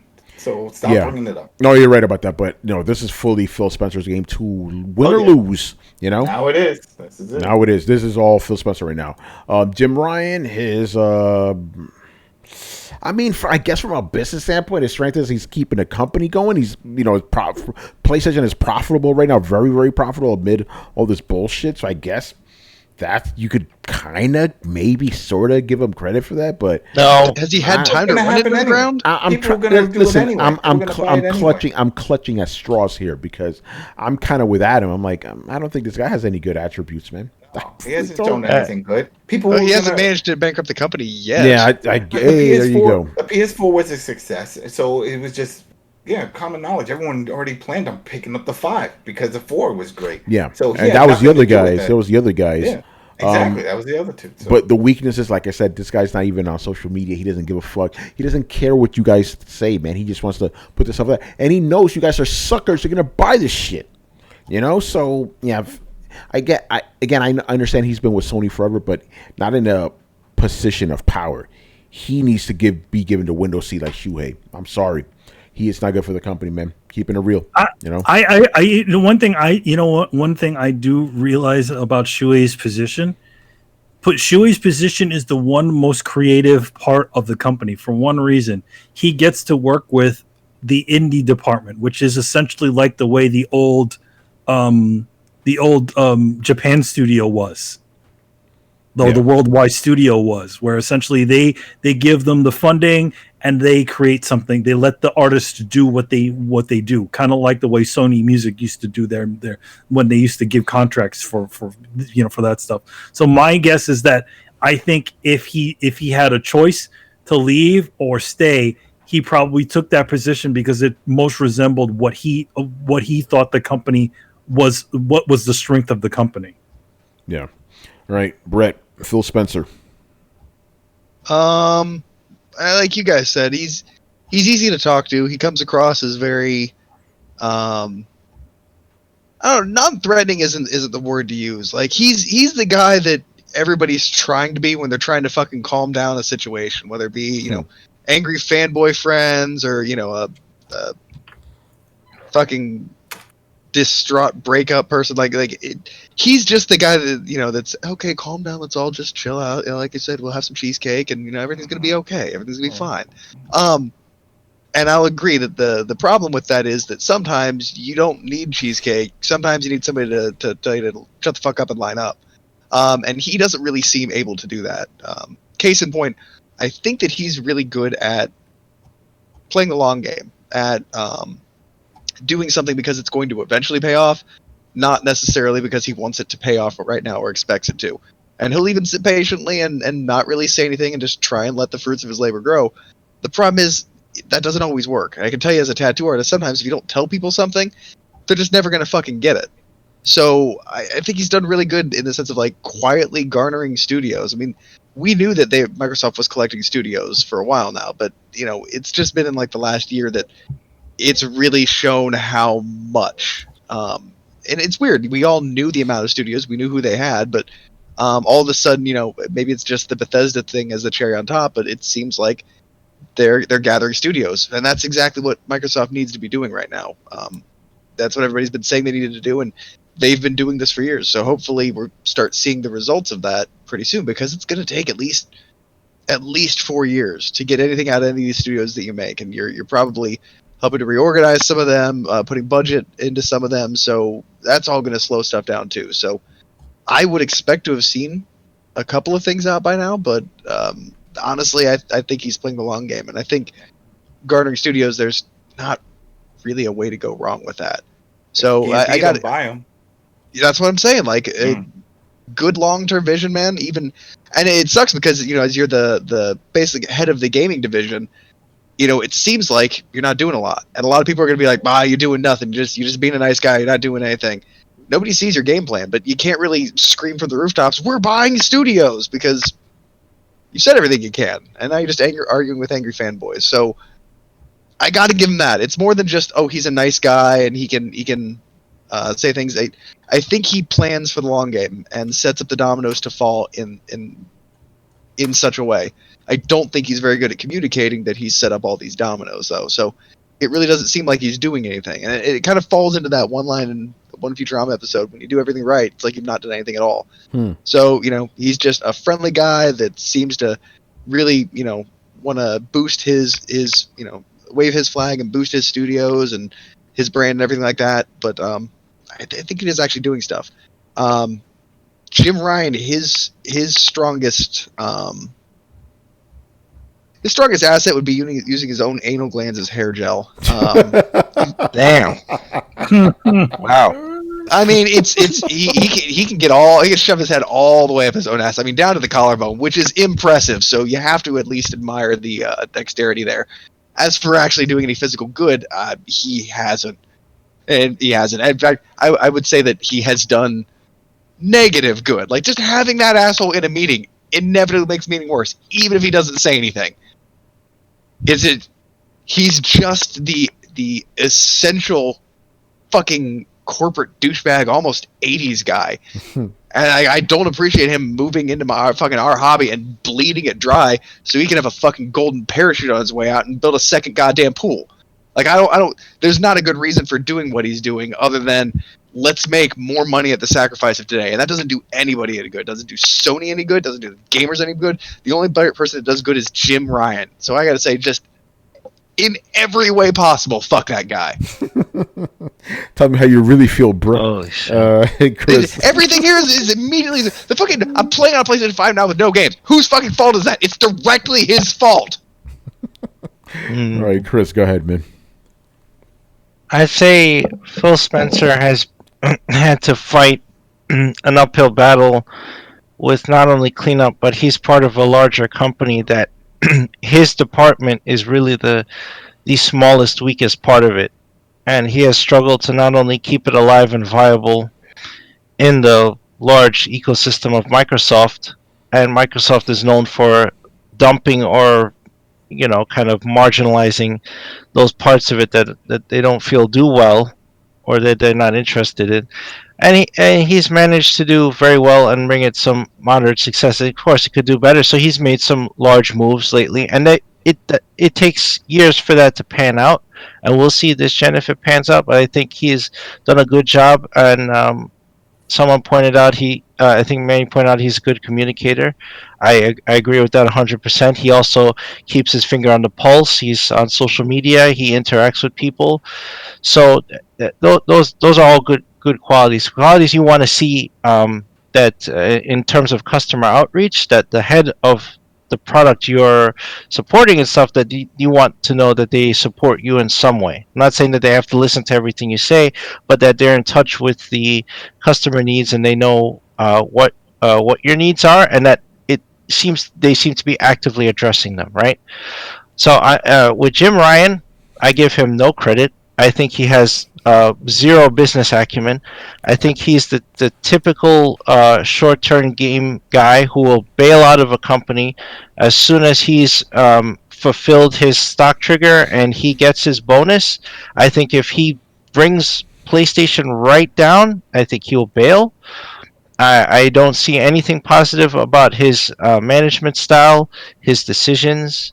There's nothing about him that's genuine, and he's a very much a top-down guy, and he's very much communicates that way not only to probably internal people and not only to developers, even third-party guys, but also to customers, that he knows what's best for us.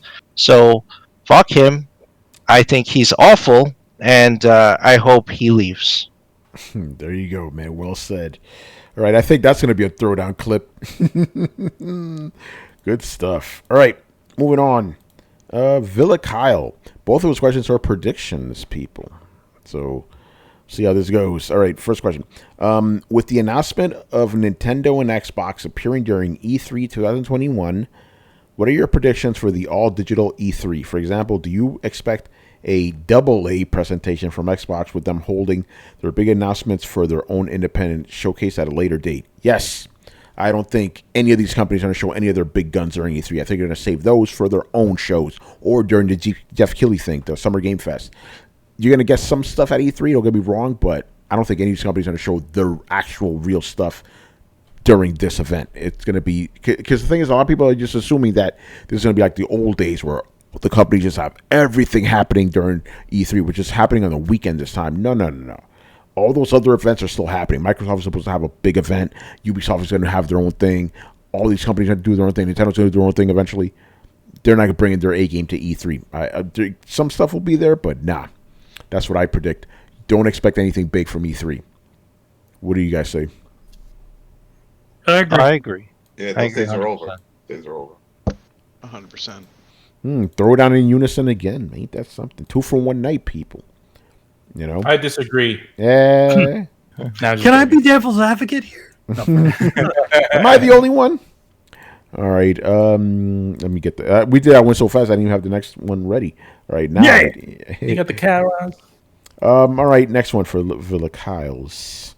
With the success of Outriders and the news of MLB The Show coming to Game Pass at launch, What are your predictions for the next third-party published game to come to Game Pass? This was a question Lego Bro asked us last week. Battlefield Outriders a success? No, yeah, he just wants to know what's the next third-party game that's going to come to Game Pass. Battlefield 6. No, I'm saying was Outriders a success? 'Cause It that's is going to really determine what kind of games are going to come. It's like huge right now because of Xbox Game Pass. Ooh, and that opens the field a lot. Mm-hmm. Yeah, you know what? I'm going to go with Paris on this one, even though he's just saying that for fun. Battlefield 6 from EA. And think about it like this, though. EA Play is already mixed in with Xbox Game Pass, isn't it? Yeah, but the thing is, it's not that crazy. Remember when we asked that guy that has EA access? It's only temporary. Like all those games. Yeah, it's only temporary. First, but it's never long term. So if they do put it on there, it's going to be on there because it's expected. But but think about it like this: longevity is what matters. Outriders not going to be on there forever either, though. You know. Yeah, but I think it's going to be longer than the way the EA stuff is. Yeah, the EA stuff only stays there for like a week or so. Yeah. It doesn't stay that long, and then they give you a discount to buy it. Yeah. But I could believe that, but to be honest, I don't know, nor do I care. But to be honest, the only way I think it sort of makes sense of probably what Paris is saying, the whole thing with Battlefield is that they're playing catch up with all the stuff going on with Activision and with the Modern Warfare and all that, the Battle Royale mode, Warzone. They're really playing catch up. So if they want to get involved and get the conversation going, then you gotta throw a bone, and one of them is to just say, "Hey, guess what? We're gonna be on Game Pass. How long? Who could be that, cares? bro? Just go and play it. You got the service, play it, and if it does well, we'll keep it on. If it doesn't, the shit's getting off, and you're gonna have to pay full price." Yeah. What about the rest of you guys? Any predictions of what third-party game may be coming to Game Pass at launch next? It ain't gonna be Resident Evil, though. I can tell you that. It's gonna be The thing is that the other reason it's questions are is because what games are coming out. Nothing's coming out right now, you know. Yeah, like what's the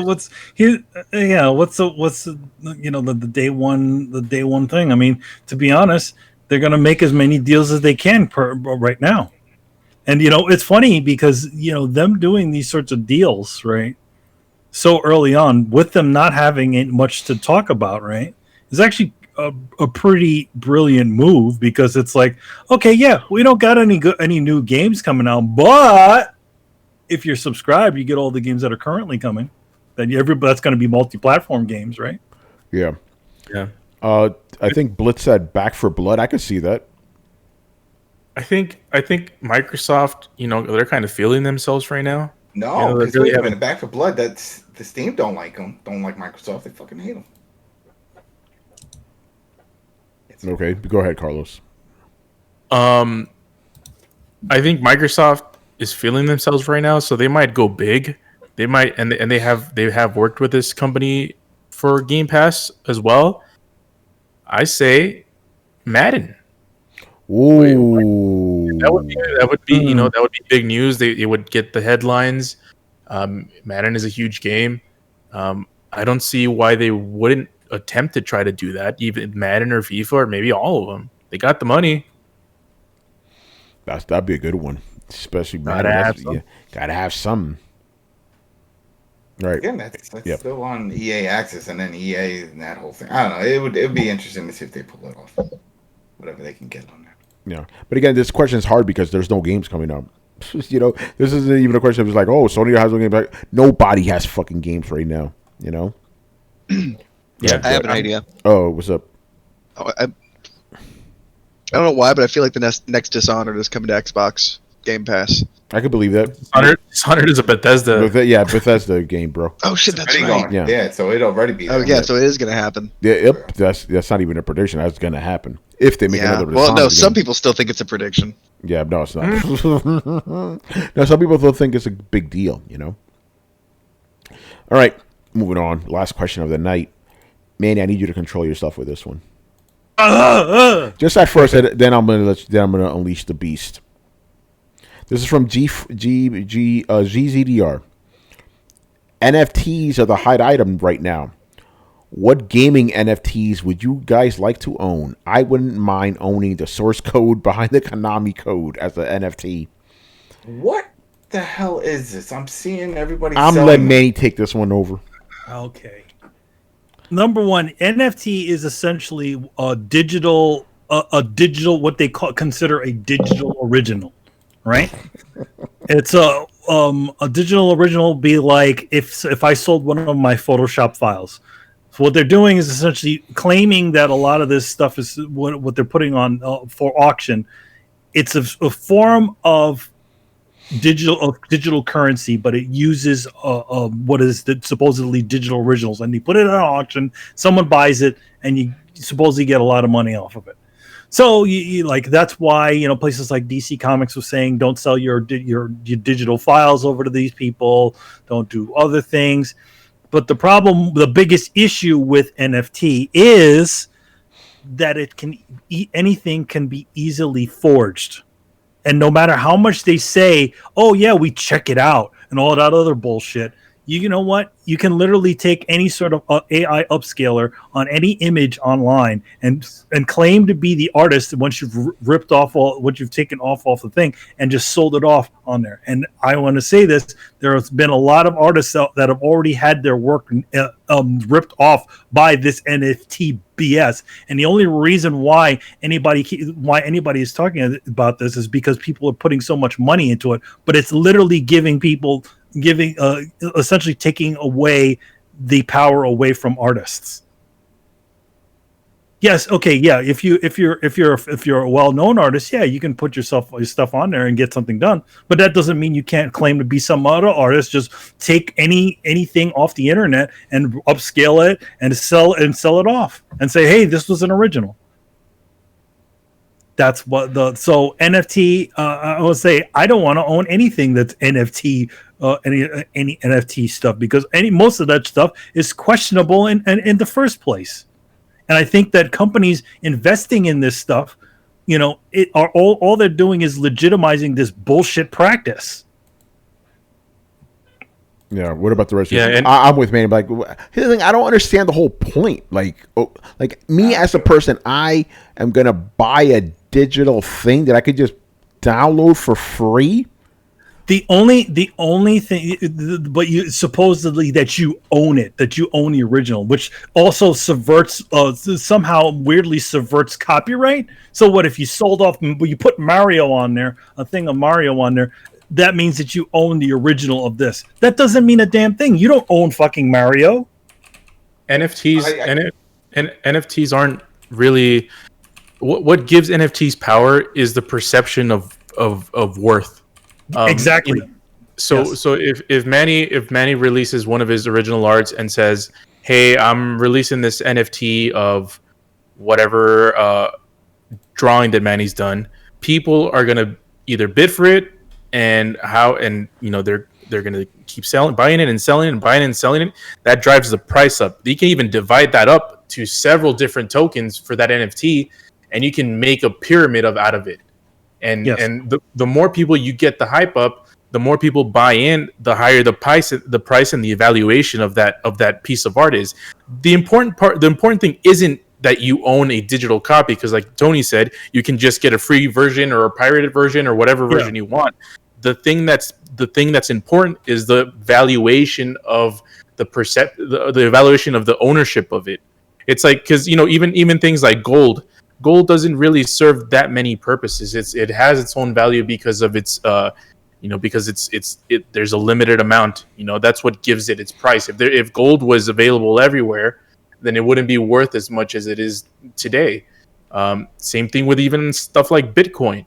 Bitcoin is a currency where you own Bitcoin. You don't really, you just own a piece of property in the blockchain that doesn't really amount to anything except for the evaluation that people give it because they keep buying it. Yeah. And that's the same thing with NFTs. So the point is not owning anything really. It's whether the hype of whatever they're selling drives up the demand, and it gives it the price.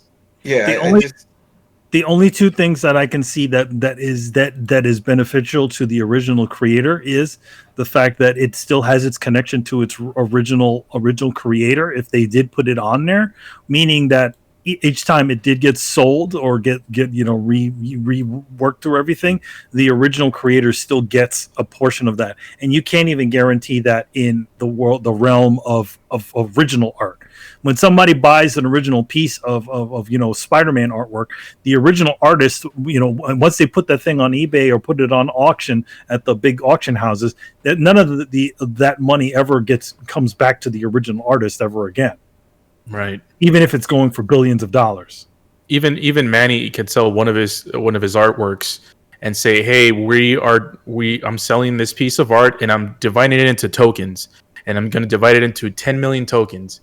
And Manny owns all of them, and he can sell some of them, and then if many people buy those tokens and keep rebuying them and drive the price up, Manny becomes a millionaire just from what he owned at the beginning." But the thing about it is that the thing that worries that I don't like about it is that how easy it is to essentially forge digital work. Yeah. Because again, it's not like we can't do. There's not like there's 1,000 different things that are out there that can literally do all the stuff that you needed to do to get it out there. And again, other artists have already had their works already taken on there, and that's it. They can't do anything about it. Can you create an NFT of one of your works? Like, how do you go about doing something like that? That's the part I don't know. But I tell you one thing about NFTs is that because it's so the way it is, you really don't need to spend much time on a lot of this stuff. A lot of the stuff that's going on, this NFT stuff, is just garbage artwork. It's really just some stuff that somebody put together with using a bunch of clip art and stuff like that, and then it's like, okay, I put it out there. And to be honest, like, if you could make $1 million on a piece of shit, that's why the work isn't any good. Yeah, they when I was watching WrestleMania, they were talking all about, we got NFTs now going on. The Undertaker is one of the ones that I saw on there because I'm following him on Instagram. But yeah, they're offering an NFT of his thing. It's like, why would you even want that? Like, it's just, all it is just a picture of the Undertaker, and the only other thing that I can also see about this is that you can actually have a physical object created of that NFT. So it's like a plaque that has like this digital screen on it that you essentially plug in, and it has the original things. You can see the image of whatever you've supposed the fake thing that you bought. So a couple of things with this. It's like, let's compare it. Like, NFT means non-fungible token, which is it just means something that's non-fungible. There's no physical thing to it. Yeah. So as opposed to something like a Pokemon card, which has been driven up in price exponentially since they've been released, and they're worth a shit ton now, especially the original ones. Those, I guess the downside of those is they can get damaged, they can get diluted. Like gold, they can get diluted, and you can put impurities on it, or the cards can easily be stolen or whatever, right? With NFTs, it's in the blockchain. The only way you can lose it is if there's like a hack, but it's a lot harder to hack it than just stealing someone's Pokemon cards or burning them or doing all that stuff. So as far as the what Manny mentioned with anyone can do it, or like anyone can steal his piece of art and do it, I guess that's true. But I guess the good thing about this kind of decentralized stuff is that the hype relies mostly on the creators. Like, if Elon Musk does an NFT, and it's like, hey, here's an NFT of this piece of art, which I think he did actually do that. People go crazy because it's fucking Elon Musk. But if fucking I do this exact same thing, no one's gonna give a shit. Exactly, and that's what I mean about that. That's what I mean about the danger about it. Again, I'm not a well-known artist. If my work gets, I've found my work in all kinds of crazy ass places, like on T-shirts, sold in different places, on different sites, different places, with my signature pulled off, and people saying, "Oh wow, I found this image and I don't know where it came from. There's no signature on it." Right. I didn't intend it to be there, but that's the problem. Obviously, nobody's going to say if Todd McFarlane did it, it's going to be obvious that it's a Todd McFarlane piece. If it's an Emilio Lopez piece or a Brett Murdoch piece, that shit could just if either of us had our shit online, of something like that, it could easily just been taken and just make millions off of it, and no one would be the wiser. Yeah. To answer the question, it's hard to say this one. Miyamoto Mario NFT, maybe something to do with Mario, whether it's the original source code or or his original art, that kind of thing. I would do. I think that's one of the things that would sell pretty well and would appreciate pretty well. Like I said, I don't see the fucking point. Like, unless it's something actual physical, I'm not buying some digital shit. That's stupid, And Tony, I'll tell you this, and I know you won't give a shit. Yeah. It's the future. Oh, I agree. I 100% agree. Just like game streaming is the future. Doesn't mean I have to like it. Yeah. You're not gonna give a shit about it, but to let everyone know, it's the fucking future, man. It's crazy and it's blowing up like fucking crazy. Again, as a consumer, I don't see the fucking point. I really don't. But anyway, what about the rest of you guys? NFT? You down with NFT? Yeah, you know me. You know me. Okay, so here's the part I'm not understanding. Why does this make people think that they own this? They're not holding anything in their hands.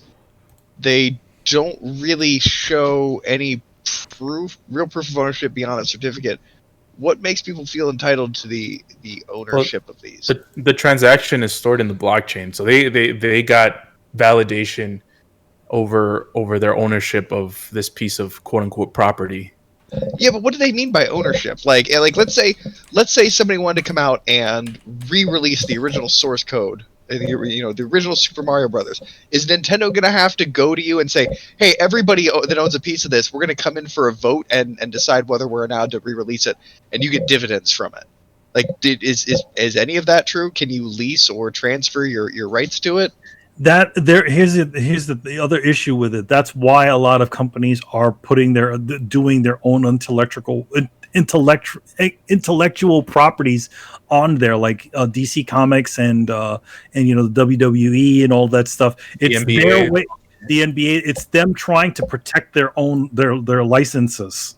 Exactly. Because this silliness also sort of subverts copyright law because there is no law against it. And that's the thing I don't understand. So like, it seems to me like a pretend sort of owning. Like, and that strikes me as very curious because in the game industry, like, we're all so hyper aware that you don't own your fucking games. Like, how is this fundamentally different? It's exactly the same thing. Okay, it's really not. I mean, it's a perceived ownership, because the thing is, again, like, what if you're saying it's in the blockchain, it's all this stuff. What if somebody hacks into this shit? What if it all fucking comes down? Oh wait, all the shit that you bought on there, you wasted your money. It's the same thing. I don't know. I have a little bit more faith. It'd be hard to come down, but the hacking is a problem. It would be a problem. Yeah, that. There again, like, what if it all goes down? What if their servers are all get something pulls them down? What if a country puts a block on NFT? Like, in other words, they totally outlaw it from their in that specific country. Doesn't that mean that it also negates what you own? Yeah, I think so. But there's so much more that is precariously balanced on that technology. Like, you're talking about. If cryptocurrency implodes on itself, how am I going to show my tiny ownership of this piece of a video game? I don't think that's going to matter as much when, because there's a lot of money in Bitcoin and blockchain right now. So yeah, like, if you're seeing people losing shit tons of money left and right, an entire form of currency collapsing, yeah, then I think you would have to be worried about this. But I don't really think you have to worry about blockchain in the sense that it's already pretty. It has a history of being shown to work, and it's pretty safe, and people have things much more important. What if your hard drive dies? Can you re-download this image? It's not stored on your hard drive. It's stored in the blockchain. The blockchain is essentially the internet. The only way it'll go down is if everyone's internet goes down, because it's a peer-to-peer system. It's not centralized. Like, that's the whole point. It's decentralized, so you can have a node of this software in your own computer. Like you can have Bitcoin transactions being audited into your own computer, and you can see every Bitcoin transaction ever happening ever. But everyone has to do it. It's in everyone's computers. So that's how it. I don't think it would ever go down in a sense, kind of like Xbox Live servers going down. As far as getting stolen, the best way to combat that is you either stolen or if the country bans it, you can always store that kind of stuff in a cold storage wallet, which is like just essentially put it in a device, and you can hold onto it, and it'll stay there. No one can actually steal it or hack into it. Yeah, I know this because I own a lot of Bitcoin, so I've looked into that kind of stuff. All right, you guys got a crash course on NFTs, man. Good stuff. I think that's gonna. Actually, no, we got one. I'm not gonna add this as one of our main questions, but I'm gonna just ask it anyway. Chris, this is for you specifically. He goes, can Chris make and post a chart comparing Game Pass for 1 year at $15 a month versus owning physical used copies of those same games? Which one is cheaper? Which one has more value, etc.? Would that even be worth doing? I don't see the point of doing something like that. Wait, is he talking about all of the games that you have? Like, if you took all of the games on Game Pass and checked their used price? I guess. I don't think you could play all those games in a year, man. It would definitely be cheaper for Game Pass than to buy all those games. So there's Yeah. over 100 games on there. Yeah, I think There's no way. I don't think it's necessary to make a chart of that. Plus, it's tough to to find some used values because there's different places to look for used games. You have like eBay or digital sellers, Craigslist. There's local stores here that sell used games. I could go to auction houses or flea markets. So it'd be tough to compare that. I would just say the better value would be Game Pass. Yeah. All right, so we don't even need a chart. There's the answer. Game Pass is cheaper. Yeah, you're right. Because those eBay guys, they charge a lot for some of these games. Like if you're trying to hunt those old Xbox games, original ones, good luck with that. All right, I think that's going to do it for us people. So let us plug some stuff. Manny, do you have anything? I mean, there's the usual thing. We got the Dark Knight Death Metal, Darkest Night, which is actually out now. Oh, so shit. You can actually go and get it right now. Nice big trade paperback there. Nice big trade paperback. It has a bunch of issues of all the different things that we did during the big death metal crossover. Yeah. For that. Also, usual excellence. The Kickstarter did all that great stuff. So that's going to be coming to you soon. We're going to be working on the special new stuff for that really soon. So that's going to be great. And then I also got some other good stuff that's coming up pretty soon that I can't really talk about. I'm working on literally right now. Uh-oh. So stay tuned. And shout out to everybody who came through to watch your live stream. Oh, today. yes. Thanks to everybody who showed up at Throwdown Draws for today. One more Throwdown Draws, and I think that would be the completed Raziel / Legacy of Kain piece. So I'll let you know probably on Thursday as to what my schedule is, but it seems like Sunday seems to be the time that I like to do them. So right before the show, you get to hang out with me. Then maybe an hour or two later, you get to see us on Throw Down Your Questions. Good stuff. Adam, you have anything, man? Just for the episode of I Am Negan for Fear the Walking Dead, the return of that, the door, that's up there. So if anybody wants to hear our thoughts and opinions, it's myself and Richard Bailey Jr. Oh, yes. Coalition. Oh yes. Yeah. So it was cool. It's a good episode. There was in fact, that's why I went to look up to see people's reactions because there was a big death. A key character died in this episode, a beloved character. And we know how casuals, not so much with the hardcore because they expect it, but the casuals, they always seem to freak out whenever one of these main characters die. But why? Why? And they go nuts and downvote the shit out of it. So I need to, once this show is over, I'm gonna go online and take a look at that because that was a big one. So yeah, if you didn't watch it, if you did and want to hear our thoughts, go check it out. I am Negan on Spotify, iTunes, on the Coalition.com, YouTube. There you go. Good stuff. I'm going to flip the script right now. Chris, do you have anything to plug? Because I know you do. Oh, I do? Yeah, you do. Life. What? Plug life. Well, we did the Falcon and Winter Soldier podcast. There you go. Friday. That was a good discussion, and I look forward to more. I mean, we had a great talk about the latest episode. If you haven't seen it, go see it, and then watch our breakdown of it. It was a great conversation. So, I need to catch up, man. I heard that this last episode was crazy, man. Yeah, Dude, I'm waiting for them to build up. Yeah, me too. Well, there's only 2 more left. There's only 2 more left. They've built up already. Wait, there's only 6? Yeah, it's only 6. There's only 6. Yeah. Yeah, I'm mid-season. Pero break, why? that's it, Right? right? Pero why? Put that on a shirt. Pero why? But wait a minute. So wait, is this the full season or? Yeah, it's a full season. Yeah, it's a full season. 6 episode? Oh, Yeah. they're going UK style with this shit now? Dude, you will be able to sit down and watch a full season of Bucky and the Superfan all at once. Yeah, dude, the director or the showrunner literally said this is a 6-hour movie effectively. So there you go. Oh, then I'll just wait till the other 2 are done. Yeah, there you go.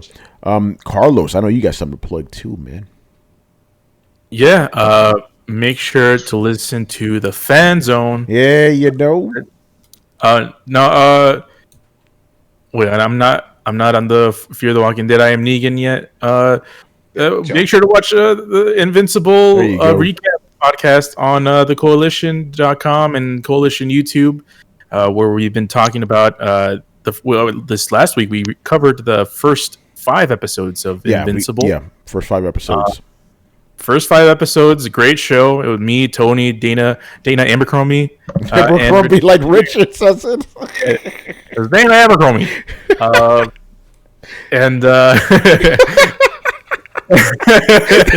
No, I had to laugh because Dana was like, Tony, thank you for pronouncing my name right. I'm like, why? It's Abercrombie. It's on the fucking shirt. And then I told him like the show. I said like the show. Yeah, and then Richard said, like, that's why. It's a great. By the way, Invincible, great series. It's definitely a great series. It's Tony can atone to the fact that they're doing the comic book justice. Yes, they are. And for someone that hasn't read the comic book, I'm thoroughly enjoying the show. So hopefully you guys can catch us on the Coalition YouTube to watch our thoughts. I have some controversial to say. Yeah, Rich has the most controversial stuff that are definitely not controversial. Adam, Richard whipped that shit out 5 minutes into the episode. No. Richard, it's just our little it's us having fun with Richard Bailey. He always said like, I've got some controversial. That's what I'm saying. Was it actually controversial? No, it wasn't. Not at all. No. So yeah, that's all. By the way, what I love about doing the Invincible podcast is because like I don't have to talk too much. I kind of just direct things. I can't participate in the speculation because I know all the answers. So for me, I'm really just there amusing myself, hearing how wrong they are about some of this shit. But hey, listen, you're about half right too, Carlos. Half right, half wrong. So. You shall see. Invincible is fucking amazing, man. Like, I'm so glad people are enjoying the show because it's as good as the comics. And the comics, if you read the comics, it'll fuck you up. And this show is gonna fuck you up too, because again, it takes all those hero tropes, and just flips them on its head and just, it's so fucking good. To see if I'll be the skeptic. I'll let you guys know. I have no idea what I'm walking into, but yeah, no, Brett, even you will like it. But you hear a lot. What's that supposed to mean? Well, you hear a lot of people just talking about that they're having superhero fatigue, especially with all these. No, shows. This show will No, I change know, that, I know this, but it's one of those. I think it's gonna be a word of mouth to explain that this is not like what your typical. Yeah, well, it's already happening after that first episode. People were like, "What the fuck? I wasn't expecting that." Yeah, you guys have a real tough time with the pitch because it's like superheroes, but it's a satirical look on superheroes that's kind of okay, cool. So basically, like Doom Patrol and.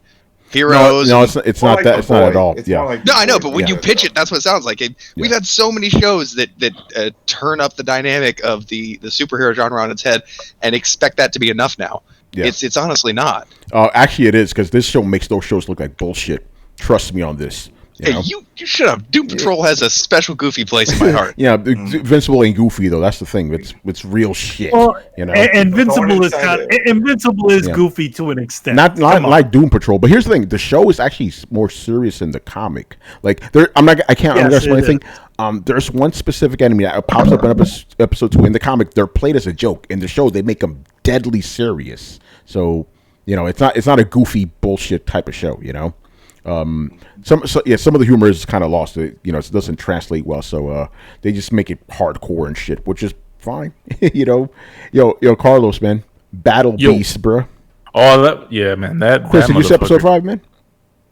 What happened? Chris, did you see episode 5? No, I haven't. But Battle Beast came in later in the comics. Chris, so I'm I'll tell you this surprised right you now. Michael Dorn. Oh shit! Oh, nice. Good choice. Good choice. Michael Dorn. All right, man. We'll Yeah. just get out of here. We'll stop talking about all these fucking shows. So make sure you follow Throwdown on Twitch and Twitter. Subscribe to us on YouTube and join the Discord where Mob Hits will supply you with the latest and greatest rumors and speculation. You can find us on the podcast app by searching for Throwdown Show, and you can visit throwdownshow.com to listen to past episodes. If you're watching us on YouTube, make sure you hit like, subscribe, and hit the bell if you enjoyed this episode. Links to everything is down below. Once again, I was your host, Tony Polanco, and tonight I was joined by Emilio Lopez, Henson. Chris Seeley, Hey, take care, everyone. Carlos Romero, Farewell, ladies and gentlemen. Adam Vale, The Shameless series finale was trash. Oh. and Brett Murdoch. Attack on Titan needs to get its shit together. Oh, we will talk about that. All right, people. We'll see you on Thursday. Later. Later, Deuces. people. Latest.